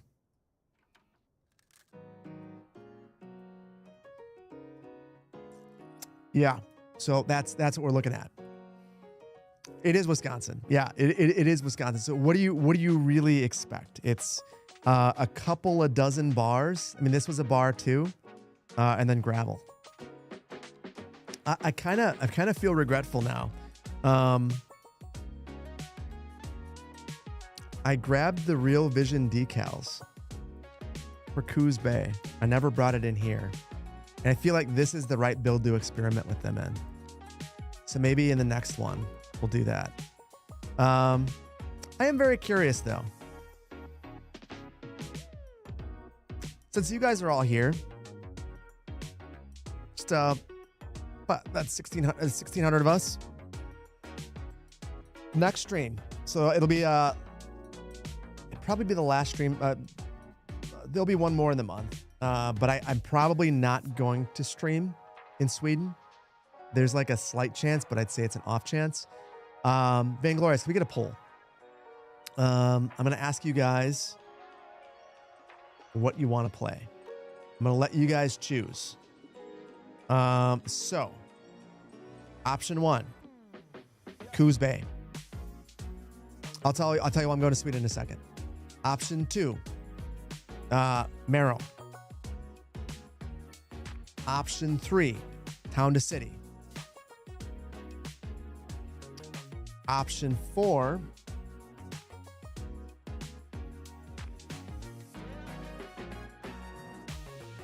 why did my brain just shut down?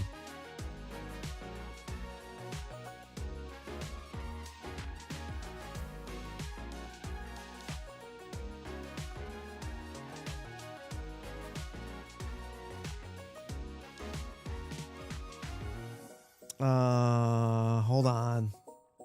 Not Transport Fever. No. I'm going to save that for Transport Fever 3. Just give those. Oh, Saguna Beach. Detailing Saguna Beach. That was the one. There's a part. No, because I don't want to start Whiskerwood because I know that I'm not going to want to stop. If we do Whiskerwood, we need to have multiple streams in a row. Yeah, it is Friday. I forgot the name of one of my own builds, the one that I've been working on the most. I've hit 40. It's all downhill from here. Now my brain shuts down. It's just, I'm done. All right, there we go. Look at that, nicely labeled too. Is skewing and cheating allowed? That's the real question. Are we letting people be dirty cheats?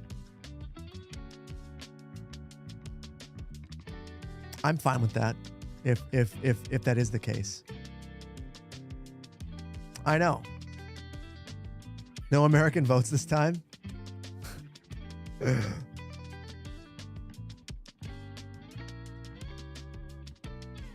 I'm actually surprised that that's what's winning.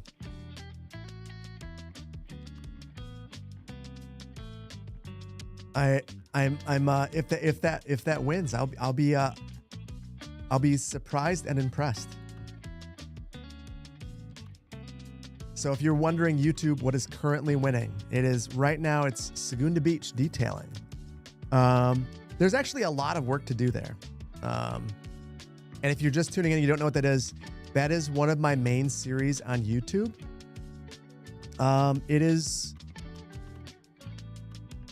a nice build. It's been going on for a while, but there's a number of spots that have been under detailed over the years, or over the year, I think. So we would take those spots on and clean them up. Nothing else. There'd be no new building of any kind. The university actually needs a lot of work. You love Segunda and Mulligan County? I enjoy them very much. Redo the poll. Cheating is good. Yeah, chat. Vote in the poll.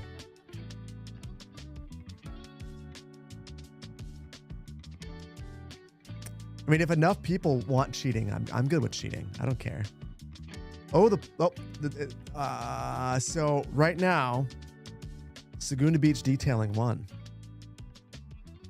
Not a lot of votes though for the number of people that are here. So I don't know if people were waiting for the ability to cheat. Those Mediterranean buildings would have worked well near the university. We're not done. We're not done. I realize there's something big that I missed.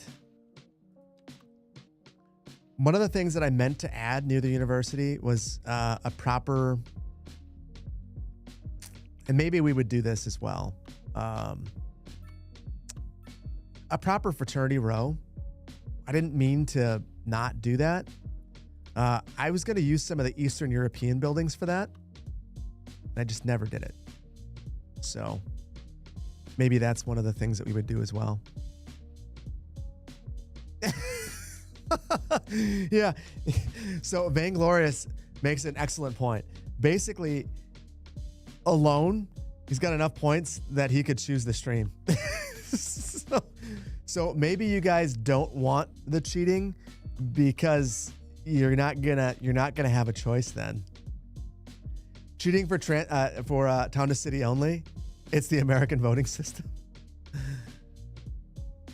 You'd buy a limited edition mug with an autograph for a number. Many people would, you think? Vainglorious gets one. The rest are first come, first serve. Oh, Vainglorious has gotten better than a mug. We don't. Besides, no one really cares about that. You know, I feel like it's one of those things. Maybe it's just a me thing. I used to really care about autographs, and I realized like it's just a signature. You know, no one wants my sloppy signature. You would much rather have the heartfelt thank you and the whatever else I have in there. I think.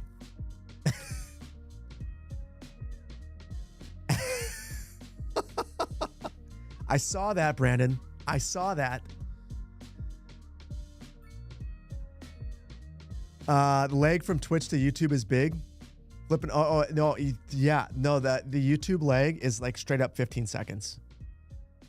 You also get better quality, but it's a huge lag, a huge amount of lag, a ridiculous amount of lag.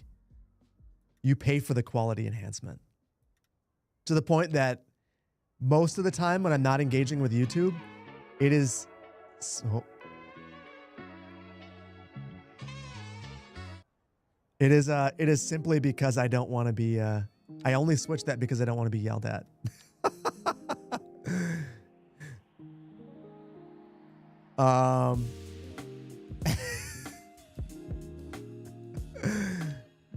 I can't get yelled at by my moderator. You guys know where that's gonna go.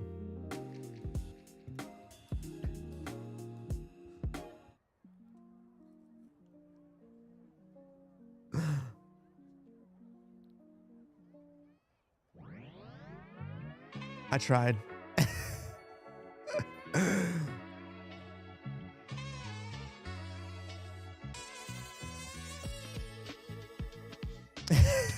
I'm sorry, Brandon. I'm playing that specifically because of the poll.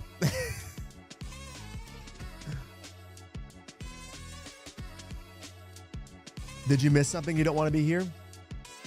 Nah. We're just doing the things we normally do. You either love or hate that.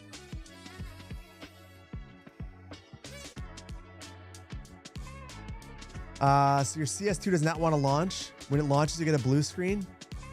You have mods installed? Yes. Download Skive. If you don't have Skive installed, it's really going to be difficult to help you. The biggest thing you can do, if you're not able to launch and you have mods, it is without a doubt because of the mods. Get Skive. You can get Skive. Go to the Paradox Mods website to get it.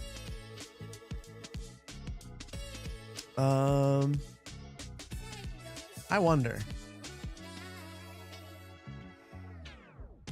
Oh my goodness.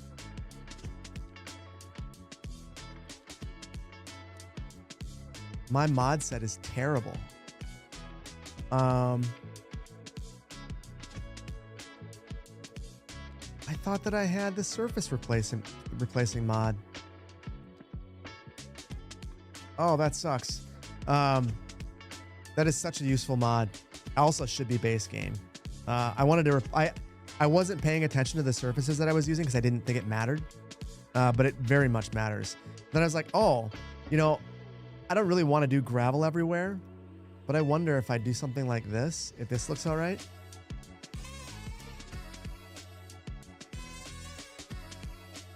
And then of course, I can't replace it. Oh, that looks terrible. Really dislike that.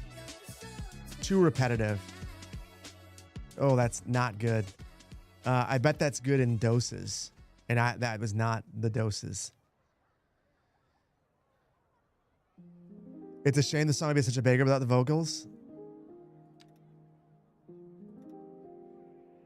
I wonder. Oh, I did ask. So the funny thing is, I asked my producer, Nick, if he could do that song without the vocals, and he didn't have that anymore. He only had it with the vocals baked in. So he showed me a version that didn't have it, and so the vocals are baked into some of the backbeat, and it's just impossible to switch it. Oh, this is nice. I don't know what pavements these are from. That is a nice looking pavement though. I like that. I also am missing Pete Elmo's grasses. I'd love to like throw them along here to make it look a little more rustic looking. A little rougher. I don't know. I feel like I've totally deviated from the way that the city actually looks at this point, and I don't really care. It's the vibe. We're going for vibes, not exact.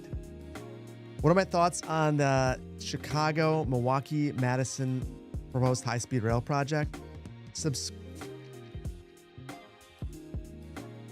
You're talking about the TCMC. I mean, obviously I love it. High-speed rail will not happen in my lifetime. We had the opportunity, we threw it away. So I would love for that to happen. It's just not going to. I'm not gonna lie to you and say that I think it's going to. The rail that we get will not be high speed, and I would not be surprised if it skips Madison. Not that one in particular. If we get a route, it's going to be a different route that is not high speed. So I will readily admit to being sad about that. Yeah, this pavement's awesome.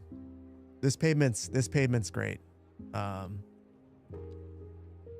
maybe the other option is I just Canadian moose it sometime and just just choose one block and say that this block is going to be the greatest block I've ever made, and just try that sometime and force myself to become a detailer. That's how I refine the mod set.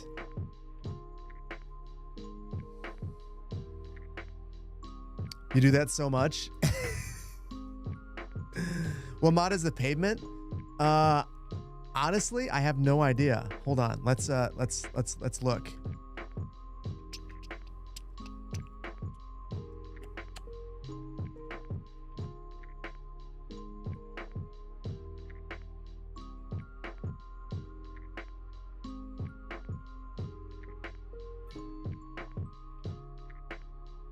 Okay.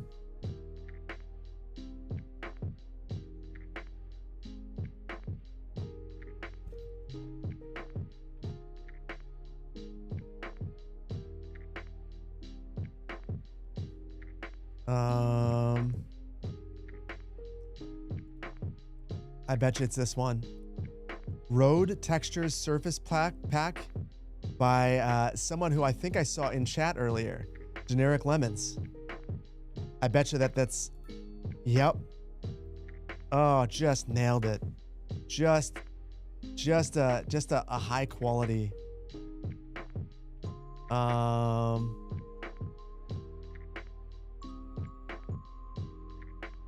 I'm gonna add this to my other play sets. This one's so good.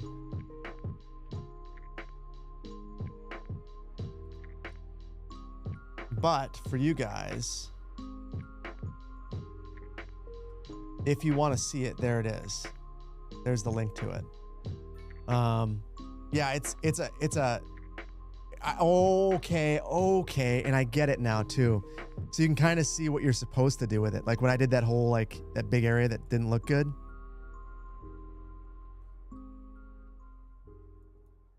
Supposed to be used in smaller doses. And this is the vibe that I wanted. I just don't have the assets in here right now for it.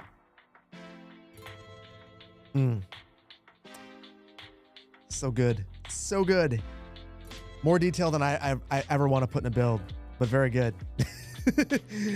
This allows me to cosplay as a detailer without actually being one. Works for me.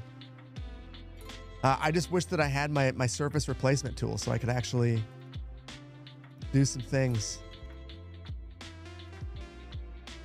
Instead, I can just do this.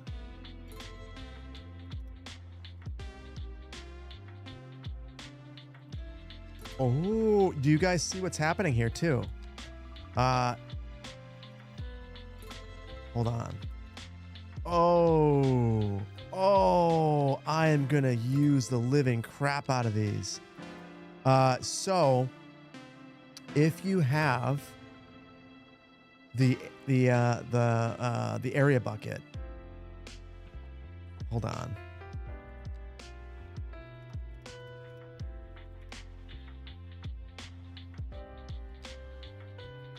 Oh, you could fill in just the road and give the streets more texture. Oh, so for this concrete, hold on, does this cover up the striping? Oh my goodness. Slow my speed down, I will. Oh yeah, this is really dangerous. I could go absolutely crazy with these. I'm gonna go absolutely crazy with these. Where I care about this the most though, there's been something I've wanted to do forever that I have not been able to do. So basically I want to define freight routes. A lot of times on freight routes, even in town, they'll come through and they'll make the freight route concrete. Sometimes they'll put pavement over the top of the concrete, but it's one of the ways that you can tell that a route is a freight route, is it's concrete. So now, that's really bright. I don't know that I like that particular concrete. I might go for concrete medium, but I could define that. Oh my goodness. What a wizard. That is so cool. And if you have the area bucket, you can actually get it to follow the inside of the road, and you can just kind of zip up and down here. I'll be honest, if we were going to stream longer, I would exit out just to add that mod, but it would take so long to get back in. It's not worth it. Super cool. Oh my goodness. This is going into all my mod sets. You love a good tan weather concrete? Oh my goodness. So good. So good. Oh, there's a Home Depot asset now.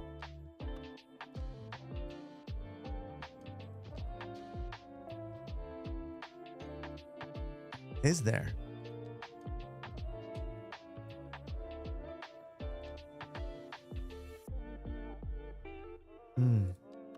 Is there? There's no Home Depot in Merrill, but there's a Tractor Supply, and we don't have it.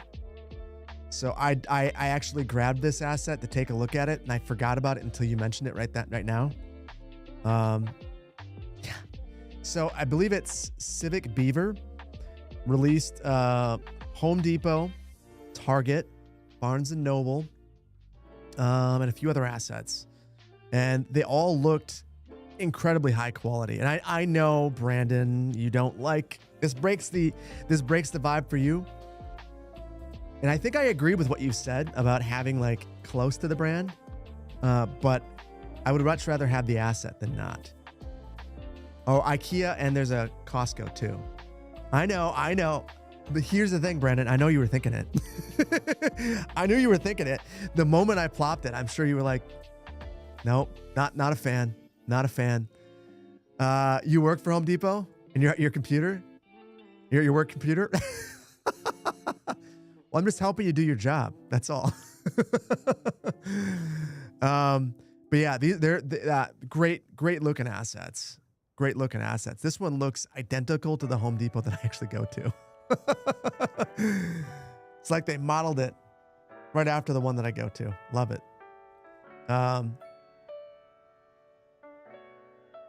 You know what?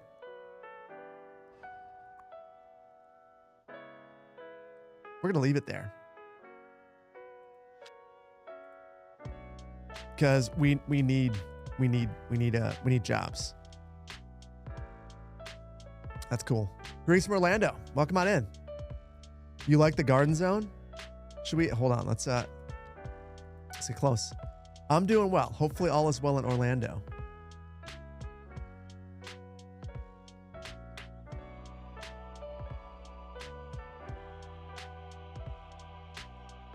This, Jesus criminy. That level of detail is legitimately, that like, okay, for anyone who's never been to a Home Depot, that is legitimately the font that they use on the, like when you go to checkout, like when you check out the price of something, that is the font that they use. That's an actual tag.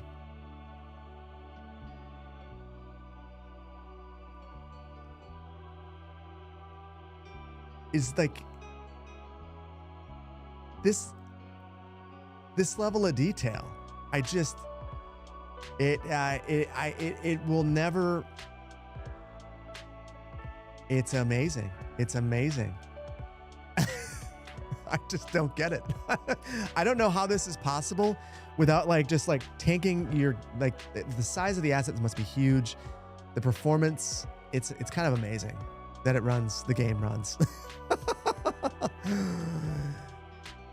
Are the prices correct? Well, they're random, it seems. I've purchased this turf builder. I want to say it's like 50 bucks. It's pretty expensive. Oh, this is the soil. Oh, if it's just the soil, it's probably like 15 for good stuff. Hold on. Oh, 16, 20, maybe. Hard to say. They are random, but yeah. Wild. Absolutely wild. Absolutely wild. Oh, they got the... Wow. I'm sorry, guys. I know this might not be the most thrilling thing, but just that that craftsmanship, you know that someone spent a great deal of time on this. And I feel like that time commitment should be honored. You should take a moment. Oh my goodness. This is probably totally right. It looks like they straight up found this. I mean, it has the number on there. This looks like it's totally correct. That's wild. Wild. Yeah, the phone number's on there. The weathering? Yeah. Wild. What would possess someone to do that level of detail? You don't have to do that. You don't have to do that unless you really care about the little details. It's very impressive. It's very, very impressive. The asset makers for this game, it's just very impressive. I mean, it's the same thing with the Walmart too. This is a King Leno, so you know it's good. I'm very curious though. I think King Leno might have used some of the assets that came with the game. Yeah, fantasy book. But look at this one. Got people chilling in here. Very cool. Wow. Very, very, very impressive. Very impressive. Not enough police cars at the Walmart? That's true. Well, there's no parking. Can you imagine a Walmart that only has staff parking? You want to come to Walmart, you must either do pickup or walk here, even though there's nothing nearby. I guess you could park at the Culvers and walk. That's what you can do. Yeah. The man chilling at the slide. That's the way people do it. That's the way people do it. All right, guys. I'm going to save, and we're going to play a round of GeoGuessr.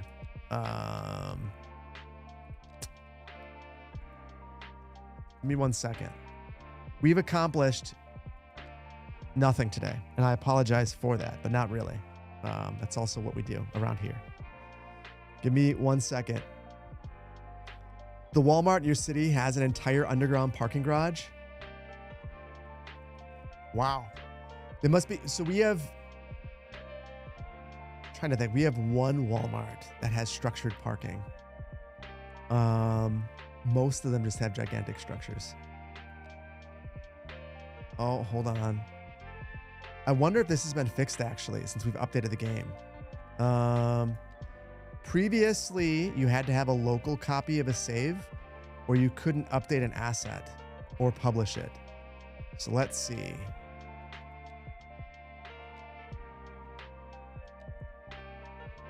My guess is this is still broken.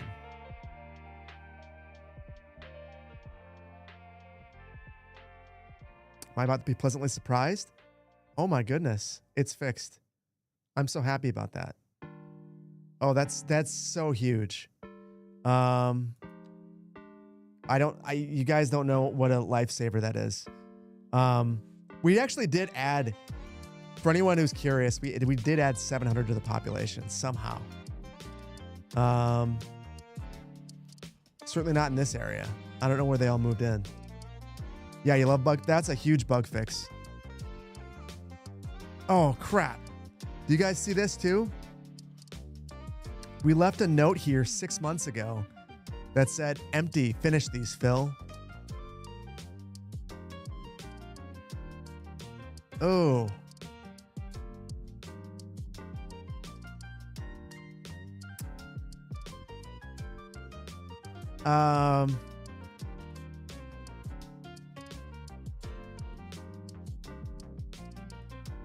Hold on.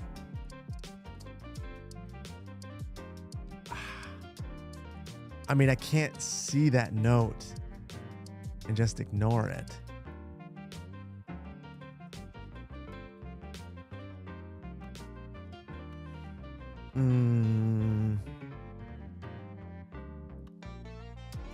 No, I can't because I already published it.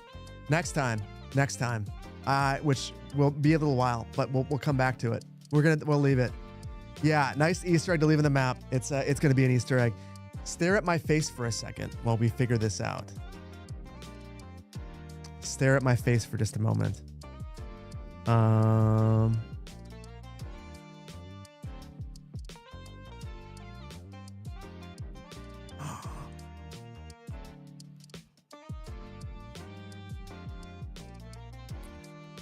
Oh my goodness.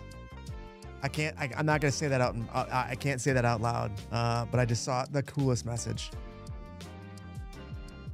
from someone. Super happy for them. Anyway, 1 second. All right, now you guys can look. We're gonna play one round of GeoGuessr. Icy, are you still here?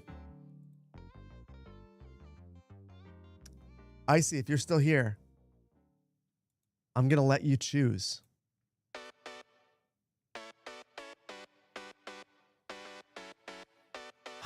We'll do 2. Icy, you get to choose the first one. What do you want to do, Icy? Germany? All right. All right.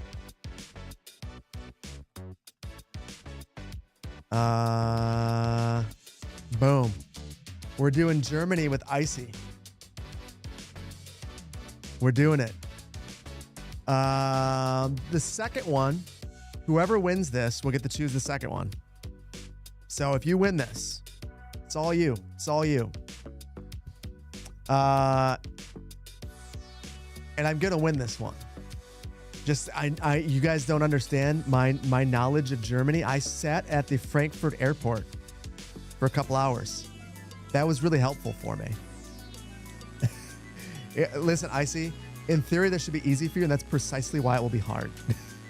Do you know how stressful it is to do a Wisconsin one? I feel like it's rough. It's rough.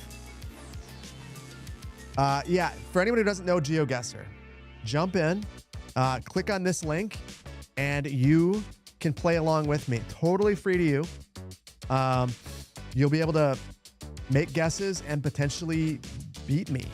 I mean, it's not hard to beat me, but it's something that you could do. Also, I do this every time. You ask to be my friend, I just say okay. I guess I could randomly add Daniel's friends. I'm gonna add Daniel's friends. There we go. I don't know, Daniel, if it's okay if I add your friends, but I just did. You would love Vancouver. Win, and then you can.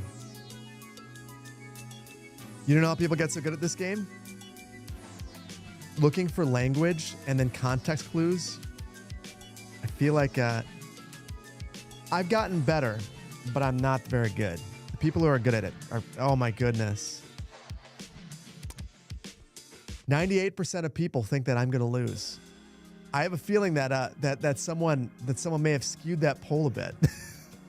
Someone who had 110,000 points, perhaps. All right, guys, we are gonna roll. Oh, whoops! I hit the wrong button.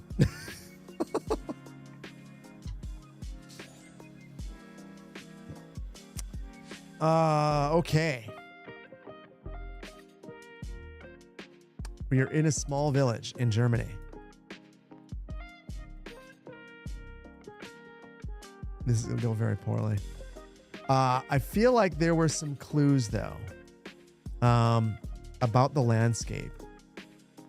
So isn't the south of Germany very, very mountainous or hilly?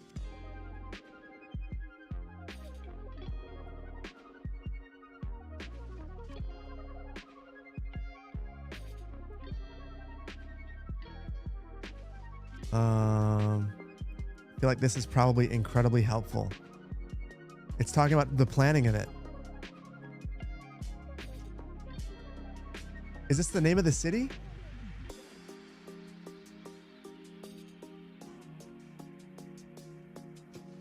Eastern Germany?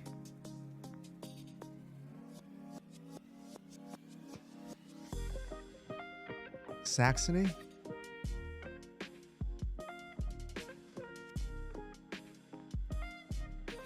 going to say outside of this community right here. That's the name of the city. Oh, that's an energy company. It's a power company. So they're probably helping plan this. It's outside of here. Here's where we are. I'm locking it in. You know what? That's close enough. That was not close enough. 23 miles is still good for a loss of a lot of points. 13th out of 91. I feel good about that. Thank you, chat. I scrolled over it. Steve, we're doing one more round, so you're good. Although you won't get to choose, because whoever wins this gets to choose. I don't know where this is, but it looks like a nicer version of home. I like this a lot. No offense to Wisconsin, but this looks like a very walkable place with nice narrow roads. I like it.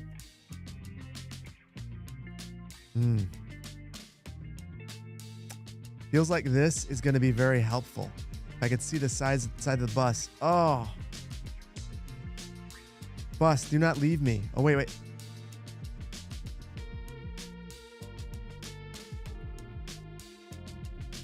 Can I see it on the side of the...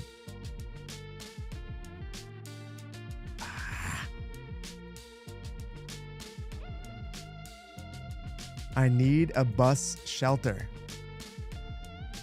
There's one. Oh, wait. It's backwards.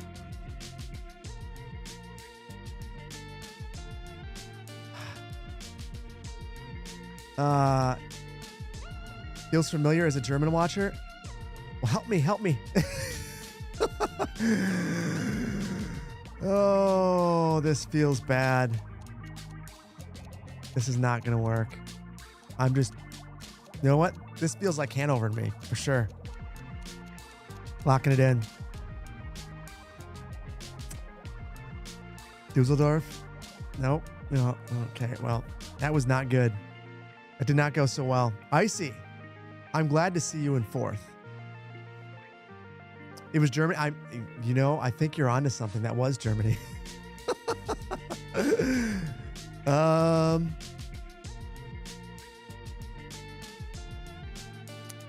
At least not as bad as as bad as you. Don't worry. Give it time. I got really lucky with someone giving me a lot of information.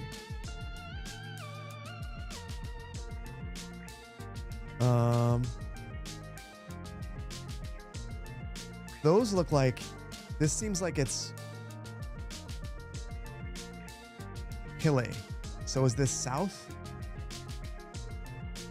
Also seems very sunny in this location. Maybe that's just the day. Mid Germany? Yeah, this is a German one. I feel like I'm going in the wrong direction. Oh. That was the...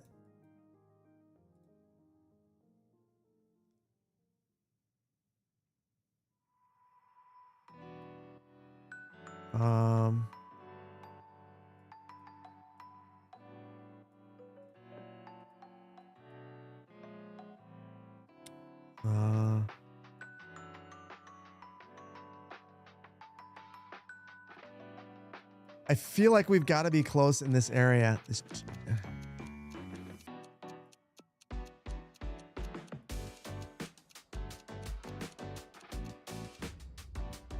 I was not close enough. Not close enough. There was the name of the town. I did see it. Dang.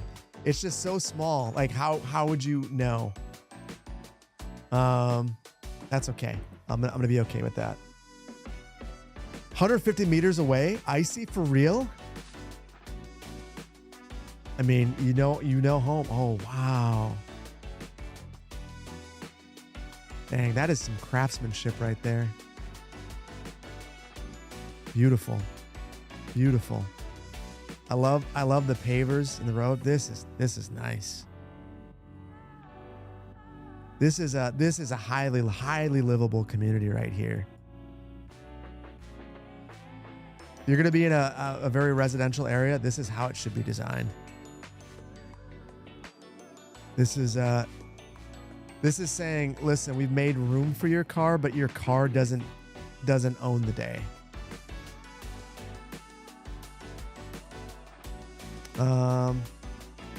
Take inspiration for CS2. Honestly, that. So with my my quick build series, I was going to try to do a big city. Maybe I just do idealized. Funny thing is, this is basically the same thing, just not quite as nice as what we looked at. Oh, this looks very I'm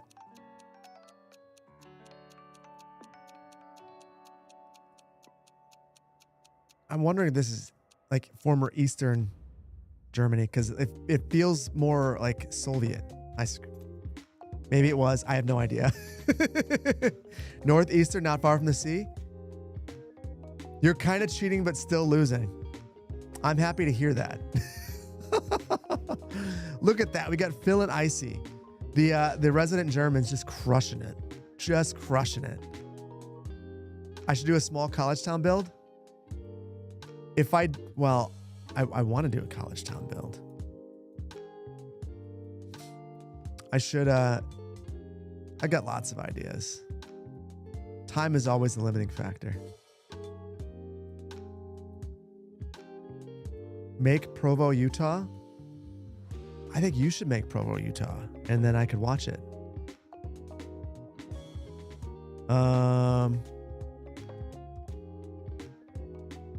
That's definitely city names.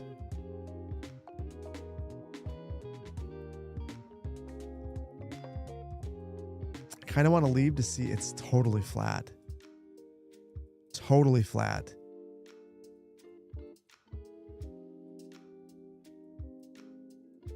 Yeah, this is...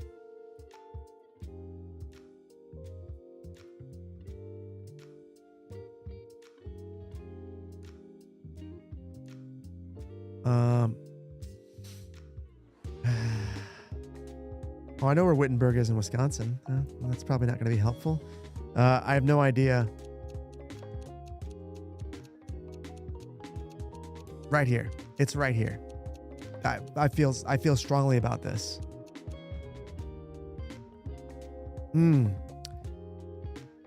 That was not good. That was not good. Well, I didn't exactly think that this was going to happen. But Icy won.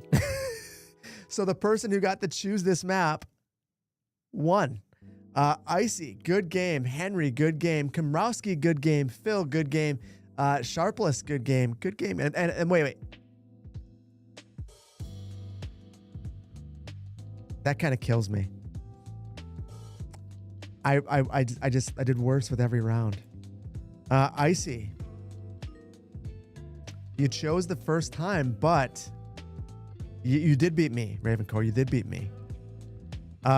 So, Icy, you want to play World. I appreciate that. If you want to jump in and play World, I'm going to kick all the inactive players and then invite everyone in. Got it on Gary. Thank you for being here. And thank you for all the support. Super generous today. I appreciate you all the time. Jay, thank you for the prime. Tay, thank you for the prime. You can call me Flo. Thank you for the prime. Phil, thank you for the biddies. And Lenny, again, thank you for all the mugs you gave away. It's super generous of you. Only 6 spots behind Phil, and you're in a meeting at work. Not bad at all. I'm not going to tell your boss. I'm not going to tell. Jump on in, everybody. Jump on in.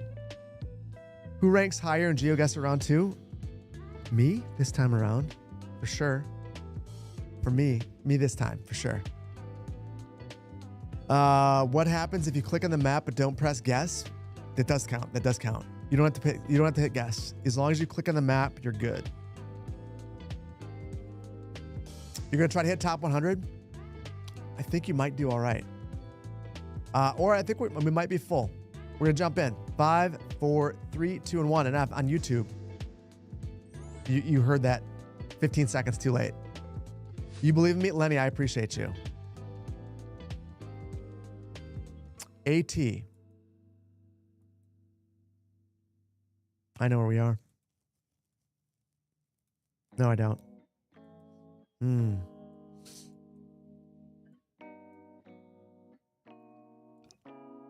AT. Looks German. Vienna? Is this Vienna? There we go. Don Waldy confirms my suspicions immediately.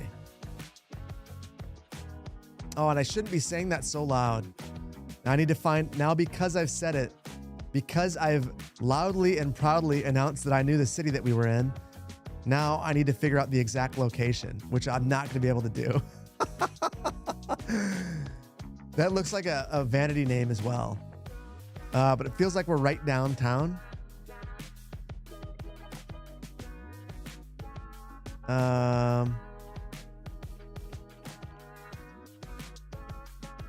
Carl?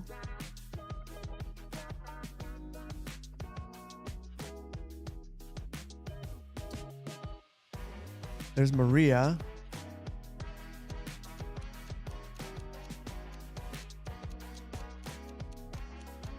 Wonder if we're close. We've got to be within like, yeah, that's pretty exceptional. That's a strong start. Good for 39. God, you guys are too good. Chat. I appreciate you guys. I love your skills. I need you guys to do poorly sometimes. And Philip, good job on that one. Philip with an F. Where are we? Oh, Raiders. Welcome on in. Mullet. How was stream? We are wrapping up, so I apologize for that. We're playing a little bit of GeoGuessr. We got 199 people in, not 100. And I thought that I did really well, but unfortunately we got some folks in here from Vienna who are crushing it too. So I don't feel good about this one. The yellow line's throwing me.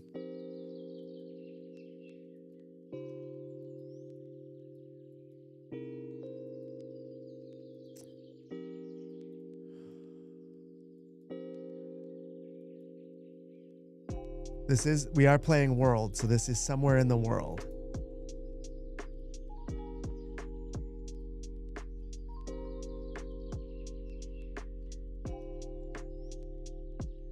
I don't know what language that is.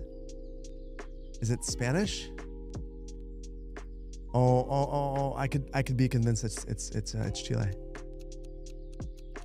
We're outside of Santiago. Nailed it. For sure, right? That's without. I don't even need to. I'm not even guessing. It's Peru. You know what?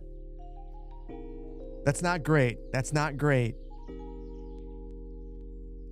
Oh, that's not great. I really want to be in the top third. That's not going to get there. Good to see Lenny up there, though. Good to see it. Way off in that one. Oh, that's so sad. I definitely didn't mean to highlight that and put that on the screen. That's super unfortunate. That's so sad.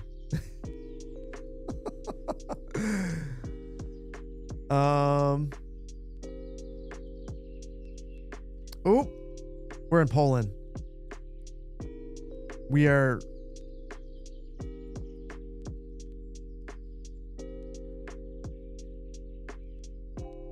in Karkazari, Swiss. You saw a Swiss flag? There's no mountains anywhere. Maybe it's someone in Poland that is a fan of the Swiss.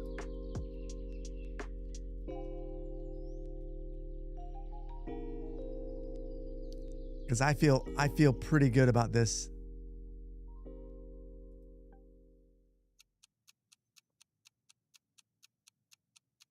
When in doubt, outside of the biggest city.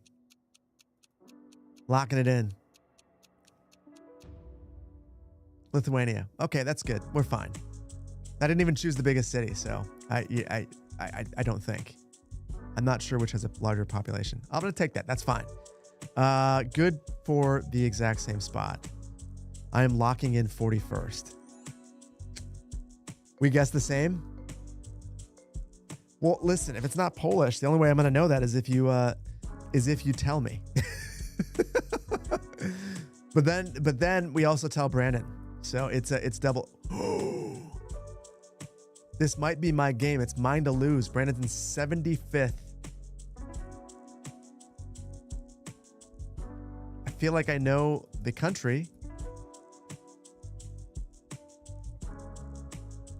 It's a Baptist church in Brazil. I feel confident saying that because Brazil is so huge, that's not very helpful.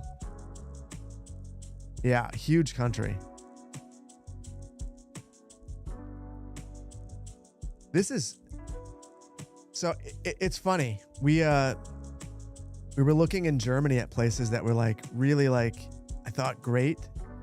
This is so blocked off. Like, you would not ever see your neighbors. I don't understand that. Like, in terms of like just overall urban design, like maybe the privacy matters or they're concerned about safety, but like other than that, like I don't like that.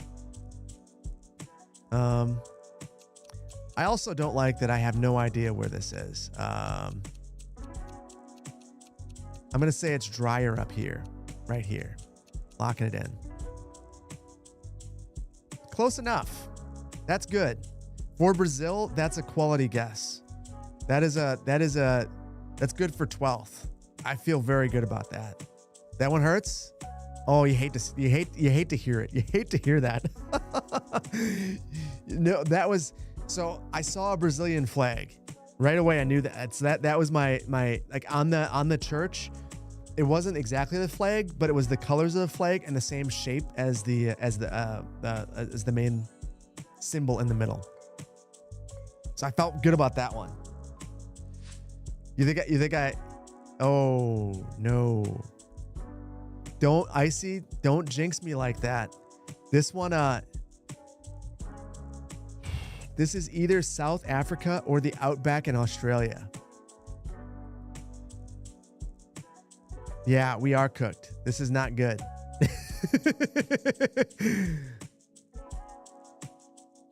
Or it's the Middle East.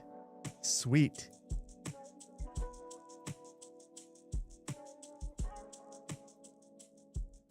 Oh, I do not feel good about this one at all. Oh. Wherever it is. Oh, it's in English.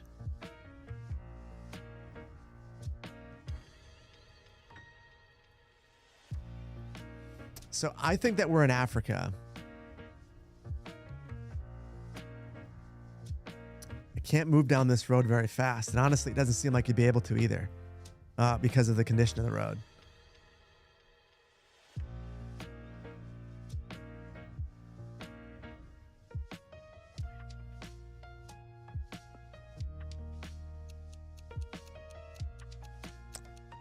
We're in Nigeria, outside of Kano. I know this. Oh, I got further away. Dang it. Oh, Senegal, and of course it's all desert. Oh, that sucks. That one hurts. That one really, really hurts. Actually, that one helps. Icy, you nailed that one. That is wild. Wild. I cannot believe that. Last second switch to Senegal. That was a good one. That was a good one. Final results. Psychmeister, good job. Good job. Good game. Tao, good game. Miri, good game, Miri. Icy, good game. Lenny Bronx, good game. Lenny, nailed it. Pat, good game. Everyone, good game. Thank you for being here. Thank you for being here. Not only did I beat you, I destroyed you. Listen. Every now and then, the craziest things happen. And this is one of those crazy things. So I'm super into it. I feel great about that. Thanks for the channel points. Steve, I'm glad I could help. Guys, thank you all for being here. Thank you for hanging out. Thank you for playing some GeoGuessr. Thank you for listening to me rant about my hometown. Thank you for talking about content creation. Thank you for everything. I had a good time today. This has been a fun stream. Sorry we didn't accomplish a lot. Someday I promise we will. Next stream we won't. We're going to be detailing Segunda Beach. It is going to be a stream. Well, I need to get 2 videos out so that you don't see things that. Well, actually, I just need to get 1 video out. The video after that, things won't change, but the build will get better. So yeah, we'll do that. So next stream, Segunda Beach, we're gonna be doing things like making the. There was a lot of desire for desire paths in the university. That's going to be one of the things that we do. We're going to be going through and just adding a lot of small details, making the build feel a lot more realistic. I want to go through Segunda Beach State Park and clean up some of the old assets that don't look so great, and just kind of like make things look good. In terms of Sweden, we'll talk about that next stream because it'll be right before I go. And yeah, my thoughts are I'll get to meet Ice Flake. I'll get to hang out with lots of cool content creators. I'll get to see $2.20, which I'm super excited about. In the birthday stream when he mentioned that, we knew at that point. So I'm super excited to hopefully have a night out with him again. Should be fun, and Sweden's gonna be great. So it'll be a lot of fun. Can't wait to tell you about it. Until next week, guys. Thank you so much for being here. And new video. Hold on. I'm going to get off here, render out a video, and upload it. So if you got a gifted sub or became a member, you should have something to view today. The video will probably go out for everyone maybe tomorrow, maybe Sunday. We'll see. Either way. Thank you guys so much. I'll see you next time. Don't leave if you're on Twitch, YouTube. I'm going to kick you off because that's what we do. Hopefully it was good being on screen now. Thank you guys all for being here. Hold on, guys. Let me get rid of YouTube. I can't kick him off. I screwed up. This has been the most disorganized I've been for a stream.